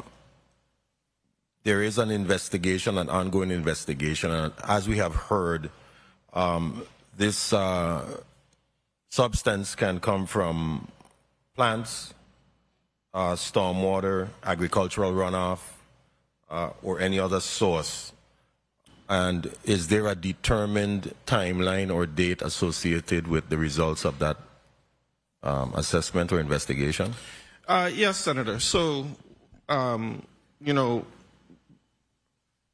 after a heavy rainfall, if I test the water in most places here, due to our watershed nature of our islands, I can test positive or high, exceeding the amounts for turbidity as well as for enterococci, right? Because the water, stormwater that's entering the coastal areas after heavy rainfall, I mean, it's all running down to our coastal areas. A number of our homes have sewage plants, everything. So, independent sewer systems, some of them are older. Those nutrients, everything, bacteria are caught in the soil. They end up in the water, and that's how you end up testing high. So what is interesting to me is that beach advisory from going back to Thanksgiving now, right? All the way up to February 10th, I believe, is what Ms. Charles stated. Every single week since February, Prosperity Beach has been on our safe water drinking list. All right, so I understand it failed on that date after a massive, massive rainfall. That rainfall passes. It has passed. The water quality has passed every single week up until the heavy rainfall that we had the other day in that same spot where we test week in and week out. So now that doesn't mean that we have stopped our investigation for things that are happening at the distillery. It just means that, again, there is an acute event that's associated with why that water was there. And then also to the rust-colored water, everything like that, all broken up organic material ends up being rusty, dark brown, everything. I'm sure if we go behind the bridge by LaGrange right now, behind the Festival Village, that's not clear water back there. But is that from Venice? So, again, I understand that the community is expecting more from the department with respect to certain things on the distillery itself. But really and truly, Senator, I'm not here to speak specifically about Prosperity Farms. I'm here to talk about the allowance of micro distilleries and microbreweries as an allowed use, not just in one specific location, but throughout the territory. Very well. Before I go to the point of information, I just want to ask Ms. Charles, because she referred to the enterococci levels being almost 100 times higher. And to your point, it could come off the mountainside straight down into the coastal zone. We know that. We understand that environmentally and how our watersheds work.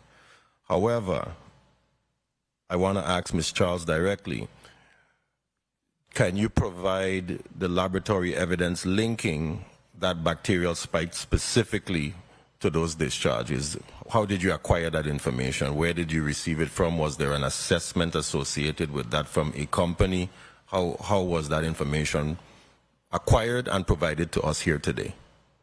Before the blackout of information from DPNR, I got that information from them. Okay. This is the beach report here, where this is November 7th, we're tested at only 10. And we have Morning Star Beach at 422 to show a distinct difference. This is high 422. You have another 313 on November 7th. However, Prosperity Beach was 7,000. 7,000. Okay? And other thing we need to keep in mind, Prosperity Beach, and you could go on DPNR website right now, is not on the list of weekly beach tests. It is not. It only ended up on here because of that discharge. And I checked that up to this morning. Commissioner, would you like to respond before we go to the point of information? Sure. So I would agree that that incident actually caused us to start testing Prosperity regularly. And so what I'm saying is that, yes, we had an illicit discharge after a heavy rainfall area that was an acute thing. If we had a chronic problem, every single one of the tests that followed those weeks would have failed. It would have failed if it was a chronic issue. Thank you. Senator Novell Francis Jr., you're recognized for your point of information. Thank you very much, Mr. Chair. Just real quickly, good morning to everyone, or good day to everyone. I wanted to ask you, Commissioner, in respect to the investigation that's being done, what is the timeline? What is the duration for this investigation, and being able to provide the public or this committee with the results of that investigation? It's difficult to say, Senator, because again, they have provided responses to the things that we have submitted. They are challenging some of the information or challenging some of the pieces there. We are now in receipt of those challenges, and we're formulating our responses back to them. I mean, again, it's informal administrative process right now. Corrective actions is what we are actually pushing for. But if the property owner decides to escalate it into more of a legal thing, then it becomes more of a legal thing, right? So we are hoping to address what we see as some issues on there that need to be addressed, that from a regulatory standpoint, there are things that can be definitely improved that will make the discharges, running off, those types of things less and having better soil conservation, other things. But again, if it's right now, it's an informal administrative process, and it can be escalated to a legal thing, which becomes a larger issue. So the them that you're referring to in terms of the response back is to Prosperity Farm? The distillery, yes. Distillery, right. Yes, the Thank you, Mr. Prosperity Farms. Thank you, Senator Novelli Francis Jr., for your point of information. Senator Franklin Johnson, you're recognized for yours. Good morning. Thank you very much, Mr. Chair. My question is to Commissioner J.P. Orio. We're talking about a 7,000 spike, right? Where or when have you ever got those type of results on that side of Frederickson or any place on the island? A spike of 7,000. Have you ever get those numbers before? I can't say, Senator. But in your time, can you ever recall seeing those numbers? So I can say, for example, and I apologize, just based on my geographic location, I'll have to use a St. Thomas example. But after a heavy rainfall and the berm beyond the bridge at Megan's Bay bursts and all of that organic material goes in there, that spike in there that happens is significantly higher than what our normal is. Have you seen 7,000 on Megan's Bay? I don't look at the numbers like that, Senator. You know, you came here today and you bring your inspectors, and those are the people I would really like to ask these questions because they will have all your test examples. So just for what we're saying here today, somebody should have been here to tell us of all of these testing that have been happening throughout the territory, because this is a significant number. This is no little number to play with. And as Ms. Charles said, a couple of the tests, you have been up to 300. We're talking 7,000. So, Senator, although we don't release the actual numbers on a weekly basis, we actually release the results on a weekly basis. If you now, because again, right, I didn't come here to talk specifically about prosperity, but if you would like us to forward to your office all of the laboratory results going back to November or even to the point of the day when we started testing prosperity regularly, I have no problem with that because we've already released the public information. What I would like for you to do for us, because we're going to be here for a long time, you can reach out to your inspectors and have them send us some numbers. We'd like to see numbers that tell us that we have had this 7,000 before. So if you can, whilst we're sitting here, send a text. Let somebody send us some numbers because it's very important to hear what the numbers normally are after these big downpour of rain on any of our beaches.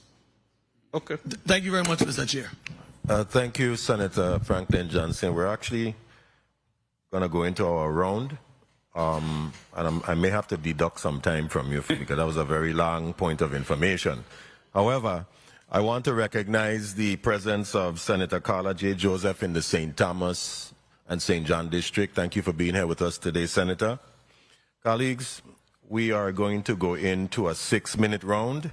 I will let the chairwoman decide if there's going to be a second round, but my marching orders as of right now are 6 minutes, with the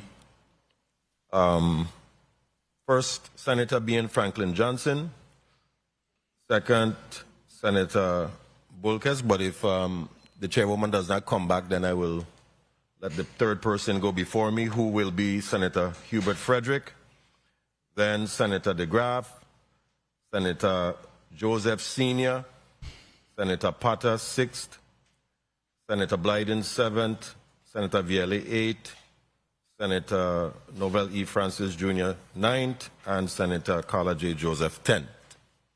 So we have almost all 15 members here. For the listening and viewing audience, as you all can see, this is a very important discussion.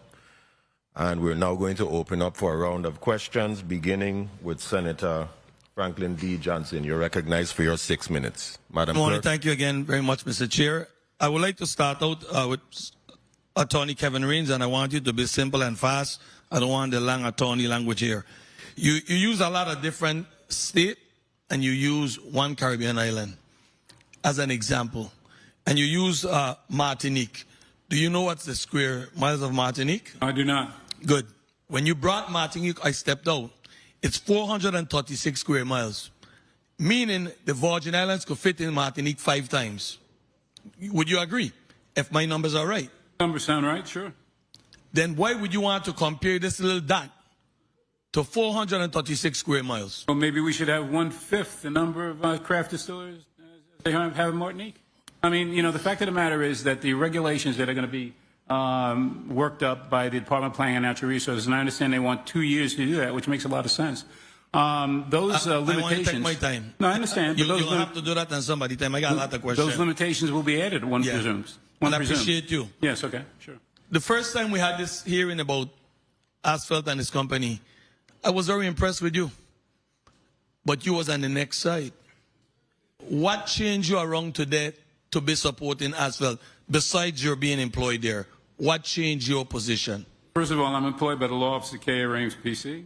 I'm not employed by any of my clients. Are you, Mr. Asphalt is not your client? I'm not employed by any of my clients. Mr. Asphalt is not a client of yours? No. One step at a time. I do represent Prosperity Farm NY LLC, Thank you. not Thank you. Mr. Asphalt. Thank you. Okay. Thank you. All right. One I'm going to moment, short hold and it. brief with you. Madam Clerk, hold the time. Just for the sake of order, please let the question be asked first, then respond, and vice versa. And of course, name and title for the record for our stenographers, please, and thank you. Yes, please. Please And proceed. also, please let them know if I said stop, to stop because it's my time. So I'm finished with you for now because I understand that you definitely work for Asphalt, and that's all I wanted to clear. To Commissioner Orio, after October 22nd, you say you didn't do a next test of Prosperity Beach? That's incorrect, Senator. All right. What about Exhibit 6, inland? You saw what Exhibit 6 looked like? Yes. Have you guys went and tested that area? Yes. And what was the result? So again, we've taken. Speak into the mic, please. Sorry. We have taken soil samples as well as water samples. Again, they're biological. The water sample tested high for biological material. You know exactly what it is. You know, there's difficult to say in terms of what the source is because again, it's biological material, but it's bacterial material, so it's tested high. But in terms of the soil samples now, where we were also looking for pesticide use to see if there is any excess or anything like that in there, the lab results came back that what you're looking for in terms of the chemical signage is coming up undetectable. And I want to go to your testimony. And your testimony started out, the department emphasized that any allowance of microdistillery or microbreweries within agriculture or residential adjacent zone 3 must minutes. be subject to environmental performance standard, including but not limited to wastewater management, stormwater control. You guys been by Prosperity. Does he have any kind of wastewater managerial treatment down there? There is some treatment, but again, there is improvements that can be made, yes. And you're satisfied with what treatment he has there for what he's doing? No.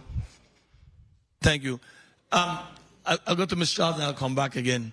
And Ms. Charles, I'm very proud here today to say that you is my cousin. Because what you did your homework. And I like when people come in front of me to testify, whether it's my family or not, that they do their homework. And your homework was very extensive. Touching 900 people is a lot. And 900 people that didn't know what's going on Prosperity Farm. 941. 941. I've traveled in that area. I've seen the runoff that you're talking about. But I want you to explain a little bit more because you're trying to explain to us and tell me what exhibit we need to go to. Because you show that the drainage, the water didn't come back down to that same area. However, it's going in a different direction. And if anybody knows about Rainbow Beach, based on what those photographs you have there, it's only a matter of time. It's one of the better beaches that most of the tourists goes to. And there's no hiding about that. 90% of the tourists that come off on St. Croix, if they're going to a beach, they go straight to Rainbow Beach. So I want you to explain a little bit, and you could take up my time now explaining how come the water reaching on the next side, and whatever exhibit they need to put up, please share that with us. The area of the October 10th discharge, they put up berms and a silt fence, and as I would allege that they have a pipe where they have a way of diverting that vinasse. The vinasse apparently now, not apparently, but by aerial photo, is being diverted to the north towards the property behind of Rainbow Beach. That's where that photo... Which exhibit? Oh, God. 6. Can you guys put up exhibit 6 for me, please? And I'd like to say that it's being diverted there. And just, if I may, Sure, go ahead.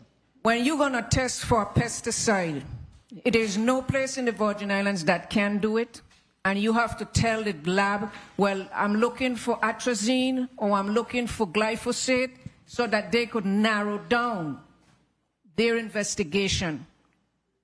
Okay, DPNR and the farm owner is saying he's not spraying, so they can't tell the lab what to look for.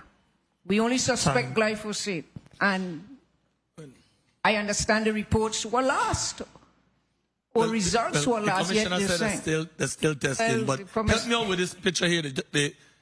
Mr. Chair, if I may, I really want to follow up on exhibit 6. Quickly. Yes. This is the area now that you're saying that the water now is now coming to versus where it was going straight down by Prosperity Beach? Yes, sir. And that's Rainbow Beach to the right. Where you see the car. Where the car is. Commissioner, I need for you to help me a bit with this picture here. Have you tested the water in this area here? I can't say, Senator, specifically in that area. Well, Commissioner, you got a lot of work to do. And my question to you is, how many inspectors does the department have right now? Specifically in environmental inspectors? Environmental protection? Yeah. I would say 1, 2, 3, 4. We have about 6. How much on the island of St. Croix? Those are 6 in St. Croix. Senator, your time has now expired. They're not all in the specific. They're all in different programs. Thank you very much, Mr. Chair. Thank you, Senator Franklin Johnson. And just for clarity purposes, in slide 6A that was up just a moment ago, can anyone tell me who owns that property, just for the sake of the record? Does anyone on the panel? It's remained. I don't have the deed here, but I did investigate, and it's under the name of William and Punch LLC. So I know that Kevin Reams' name is on there as attorney, I believe, and I have the deed at home. So it's part of. I think he's have some control, of it. Kevin Reams. I want to just be clear, because we are referring to a piece of property and alleging that it is coming from Prosperity. But for clarity purposes, I'm curious to know who the property belongs to, because, and again, I'm a person that deals with data and facts and information. Nowhere in the bill does it say Prosperity, I will say that, even though they're being referred to many, many times over and over again. However, I'm curious to know this piece of property that is being referred to in slide 6A, who is the owner of that property? Would anyone on the panel like to respond? The company that was identified by Testifier Charles is William and Punch LLC. That's my company. It's your company? Yes, that's correct. Okay, so you are fully aware of the liquid or the water that has been collected there in that area? I am aware that there's stormwater runoff on William and Punch property, but there is no vinasse disposition or vinasse present on my property. There's simply none. The vinasse does not leave Prosperity Farm, and any statements to the contrary are simply uninformed. Okay, so until some sort of investigation or testing takes place, I guess then is when we'll know if in fact there is any chemical waste or discharge on the property. But to your point, it does look like wastewater runoff, but it potentially could also be what is being referred to by Ms. Charles. So we really need to have some testing done to get a better picture of what's happening. Senator Hubert Frederick, being that I'm the chair, I'll go ahead and let you proceed. You're now recognized, sir. Thank you very much, Mr. Chair. Pleasant good afternoon, all. Listening and viewing audience, testifiers, Officer Hubert Frederick, Central Staff. This issue, 4 years ago, I remember when I was running as a senator, it was a big hoo-ha-ha about this issue. And I didn't attend the town hall at the time. I heard it was pretty live. But I thought the issue was settled. 4 years later, another election year, and it's back again. Still no settlement, no resolution. But a bill came down, and we have to deal with it now from the governor. Clearly, the recommendations that the Department of DPNR has stated should have been incorporated in that drafting of the bill before it even got sent down. Because those are critical elements, I thought, that should be considered in a piece of legislation as complicated as this. The fact that we just had a comprehensive land and water use plan finalized, which I was so excited that Commissioner Oriel, you and your team did a great job, got it done finally. And now we're just couple of years now into it, we're doing carve-outs. That worries me so soon. I mean, I figured we'd have some, but this is like so soon we're carving out parts to accommodate. Maybe you view it differently than I do, I don't know. But it seemed like we're asking for an exception on this piece of land for microbreweries, which was not part of the code. So if you could enlighten me a little bit on that part. Thank you, Senator. So I do disagree with the way you're viewing it because it's not actually a carve-out. What the Comprehensive Land and Water Use Plan wants to do is actually stop like spot zonings across to take place, right? But one of the key elements in the plan is recognizing the finite amount of land space and the nature of the territory becoming more mixed use. And so one of the things that's in there inherently in terms of follow-up actions is the fact that in 1972, they could not have contemplated all of the uses in 1972 that are present in 2025 and 2026. And so this legislation is adding a use because we see the emergence of this taking place, right? And so whether it's handled independently, I do think if the bill is not voted on by this particular legislature, years down the line when we're actually amending the table of permitted uses, as we mentioned, that we're trying to take it from a 21-page, 118 very specific things to softening it into 5 general use categories that align with each other. These activities, because they are present today, are going to be part of that remodel. What we're actually offering here, and again, I don't think what we're doing is so different than how the original bill came down, but we're proposing rules and regulations Usually, and that's typically the way it works. The act is passed, but then the agency has to promulgate rules and regulations to fit those things in. And so it's not to legislate the actual rules and regulations. It's to go out into the public hearing phase, do all of those things to create those regulations. What's your department's position on Roundup or geophosphate? Is that an item that we're encouraging, discouraging? Are you familiar with people widely using it? So again, we know that there have been specifically cases where Roundup has been cited as the reason for certain things, and even settlements have been issued. But even to this point now, like the EPA has not issued a complete ban on Roundup, right? Like you can still even get it in for spray for your home use, those types of things from certain stores. So I think that if in fact the territory was to look at Roundup, then that becomes a broader conversation in terms of what the use is. Are you familiar with it being widely used in the Virgin Islands on any farms? I mean, again, it's available at your hardware store, Senator. It's on the shelf in your hardware store. Okay, so we're talking about, we saw a picture of a tractor that's spraying something. Yeah. I don't know what that is, but that's large. That's a huge volume of So pesticide. Again, the reason I mentioned, and Ms. Charles is correct, there's nobody that tests for pesticides here, so we had to have the report sent to a laboratory in Florida called Pace Laboratories, who sent us back the findings, and again, undetectable.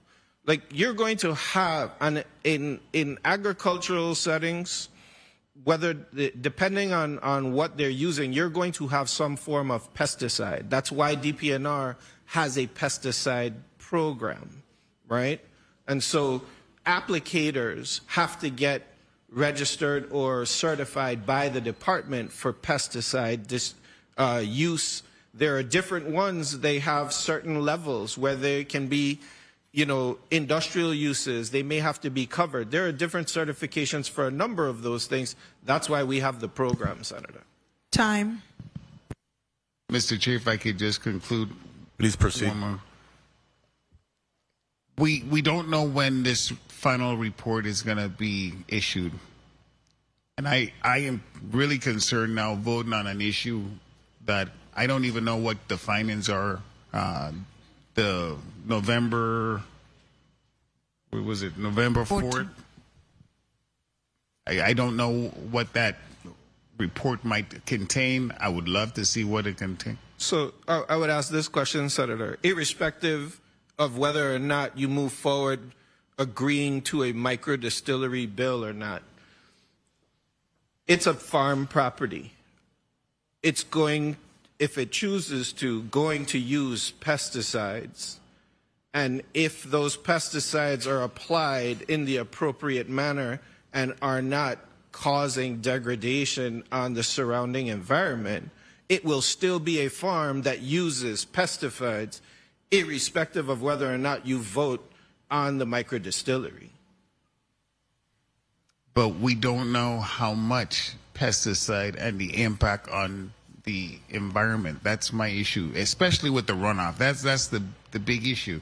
Is it causing undue harm to the beaches, to the sea life? I don't know. That's and again, what I don't know. Senator, what I can share, and I have testified to, is I have the lab results for a number of compounds that are found in pesticides, and they are registering as U on the actual lab analysis, which means undetectable. Thank you very much for the time and the responses. Thank you, sir. Thank you, Senator Hubert Frederick.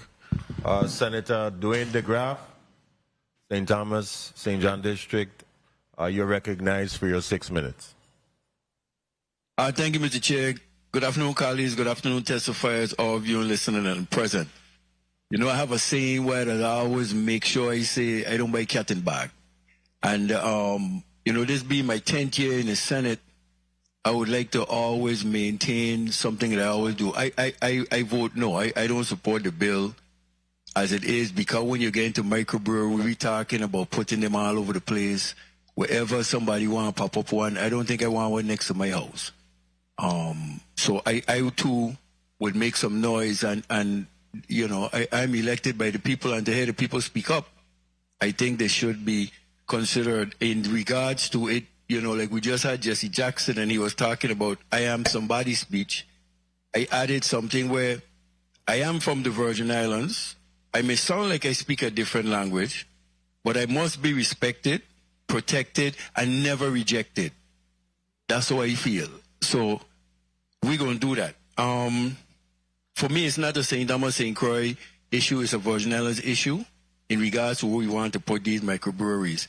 On the bill, the third whereas clause says the government of the Virgin Islands recognizes the need to support this growth while maintaining proper land use, oversight, transparency, and environmental review.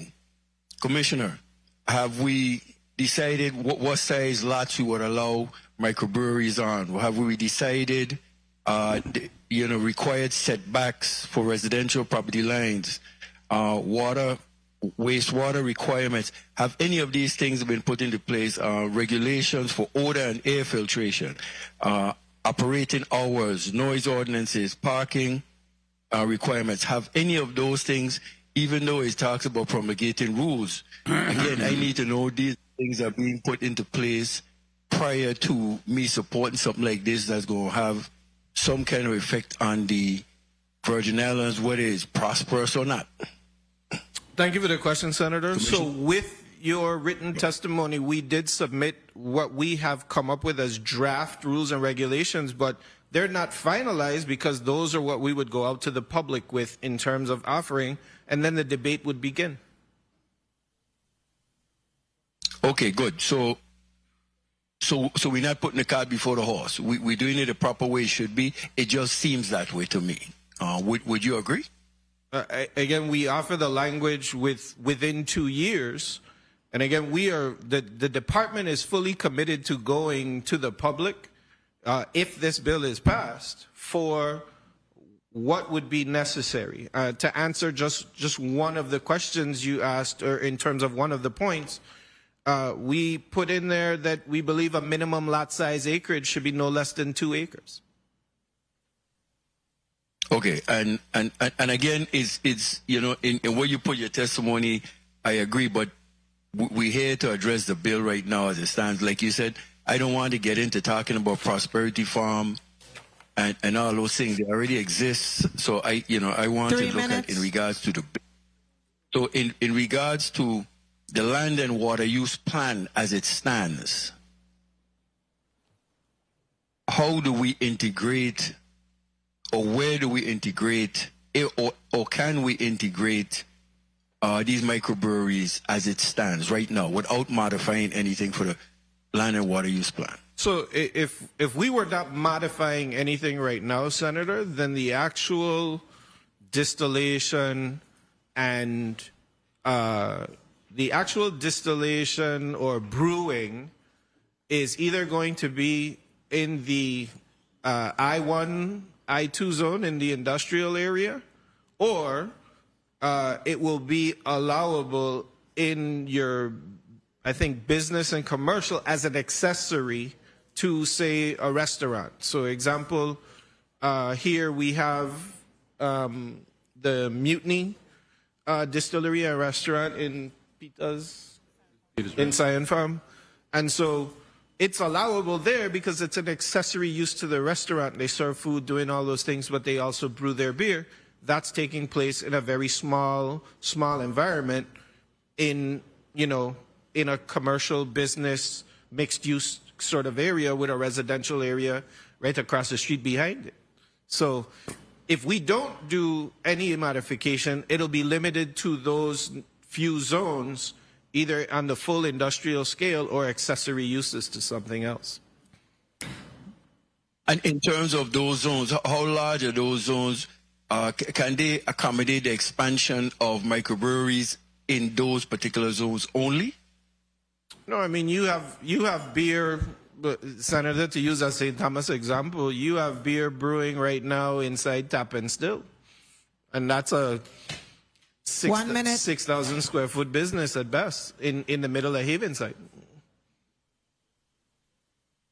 Right, and that's what I say they exist, but they exist within specific zones that DPNR is aware of, and DPNR sets up in the also in land and water use plan. So I think that's some of the issues going forward right now in terms of making us out to be, in closing, Mr. Chair, making us out to be where we should be like what's going on in the States.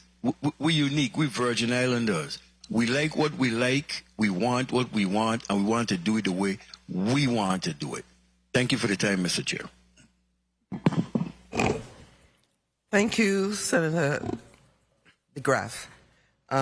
We'll now move on to, and thank you, Senator Bolquez, for assisting me. And we'll now recognize Senator Bolquez for his 6 minutes. Thank you. Thank you, Madam Chair. Good afternoon, Madam Chair. Good afternoon, colleagues. Good afternoon to the listening and viewing audience. Good afternoon, Central staff. And of course, good afternoon to the panel before us today in relation to Bill number 36-0211. This is a measure that is economical, but also environmental. The balancing scale has to be precise. It cannot be one side over the other. It has to be balanced. And I want to ask some questions in relation to a number of things, because I've looked at the bill and I saw a lot of gaps. I attended a town hall and expressed some of the things that I felt as a legislator that were missing from this piece of legislation to make it more whole in the sense of providing additional protections from an environmental standpoint, in addition to enforcement. And what I noticed is that the draft regulations, also in addition to what was provided by the commissioner today, they require odor control, wastewater plans, inspections, and annual compliance affirmation. And we heard that there's 6 compliance officers on the island of St. Croix. Currently, with the distilleries that exist here on St. Croix, of those compliance officers, how many of them are responsible for agricultural runoff or industrial wastewater or alcohol production facilities? All 6, or?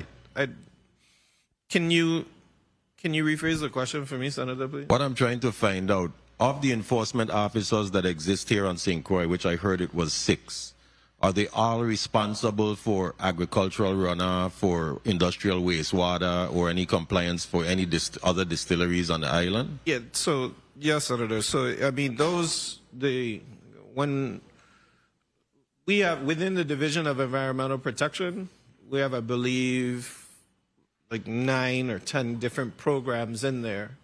Drinking water, wastewater, solid waste, all of those. So the inspectors, compliance officers in there, you can have more than, a facility can have more than one program that it needs to meet requirements. Okay, noted. So how many inspections per year do you currently conduct for the existing distilleries? I couldn't say, Senator. I can say, for example,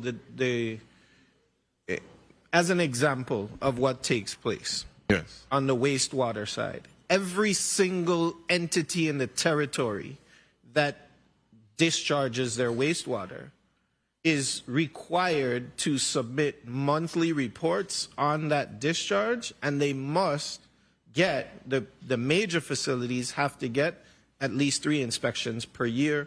And some of those we even do with our counterparts at the EPA. And what's the average response time for a discharge complaint? They provide them monthly. They get notices of non-compliance when they are not up to date. But all of those then get posted on a national database as well.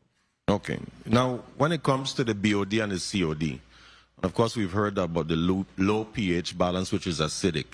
and which was referred to numerous times, with a potential micro distillery, which would be operating at a 100,000 gallon annual cap, will you require biogas recovery as a mandatory means of dealing with these things? I don't think so, Senator. What are some of the recommendations that you would have if, in fact, a micro distillery were to exist in the Virgin Islands? So again, one of the things, and again, I'm not an expert in this, right? But one of the things that we know is that particularly when the sugar and cane juice is used, the vinasse, right, is actually reused as fertilizer, and then the wastewater is also reused for irrigation purposes as well. I would believe that the concentrations must be right. And again, I apologize, I'm not the expert on this. You know, maybe the Department of Agriculture could help. But anything that's reused, any organic material that's reused to feed back into the processing of the land, the farmer's interest is in making sure that it doesn't degrade the soil for their own purposes. Otherwise, they're not going to be able to produce. So yes, there is a careful balance that must take place. That's more on the farming side, not in the DPNR wheelhouse. But if there is any excesses, not only will you have the dying land, but then it'll also escape, and we'll see it as runoff as well. And before my time expires, because right now we're hearing three different narratives. Supporters cite the economic opportunities. We're hearing the opponents saying that there's environmental issues or challenges or incidents that can take place. And DPNR is expressing its regulatory intent to actually fulfill its mandate to make sure that this actually all runs safely. But policy cannot just be built on a narrative. What is missing are the actual data sets, the information, to allow us as a legislature to make an evidence-based decision. We don't have any reports quantifying the wastewater or watershed impacts. We don't have any reports about the fiscal impact that is projected through revenue or against enforcement or remediation costs. We don't have any regulatory capacity audit demonstrating staffing or monitoring the readiness of us to actually pull this off. We don't have a watershed-specific risk assessment for the zones that are actually proposed in this bill. So these are all the things that I believe we are missing in order for us to make a data-driven decision that would balance between, Madam Chair, if I may please. Thank you, Madam Chair. Yes, go ahead. That would balance between the economic opportunities and the environmental challenges that are associated with this piece of legislation. There is no doubt in my mind that if in fact this were to be pulled off properly, it would be a huge economic win for the Virgin Islands, based on our rum cover over tax, based on what we pull in every single year to be able to run our departments and agencies for programs and services for our youth and elderly. However, again, the environmental component outweighs all of that, because the second that our beaches go bad and our land looks washed up, our tourism dies. So we have to weigh this very carefully and put it on the scale and take our time and make the right decision. So, Madam Chair, I appreciate the additional time. Thank you so much. Sure. Thank you, Senator Boquez. I'm just going to entertain one more point of information, and then we're going to take a break that is needed, especially for the testifiers. So, Senator Johnson, go right ahead. Thank you very much. But before I make my point, none of these breweries going to give us no rum cover over benefits. Rum cover over benefits is only for exporting rum to U.S. territory. But I wanted to go to Commissioner Orr. You're talking about wastewater being put back into the soil or on the ground. any wastewater that is used to go back to fertilizer or to feed in the plant must go through some kind of a treatment process to make sure that it's safe. Do you know of any treatment process done at the Prosperity Farm? Yes, they have a treatment. For the water? Yes. All right. And you inspect that? We have inspected it. Yes. They are again, this is part of the ongoing thing in terms of what they're required to do. So I'm not getting too much into it because again they have retained counsel. But okay, like I said, there are some things that improvements absolutely need to be made. Once they retain counsel, the Virgin Islands need to retain counsel to make sure that we don't just do something just out in the dark that will cost us to the end. Thank you very much, Madam Chair. Thank you, Senator Johnson. The committee is in recess for 10 minutes.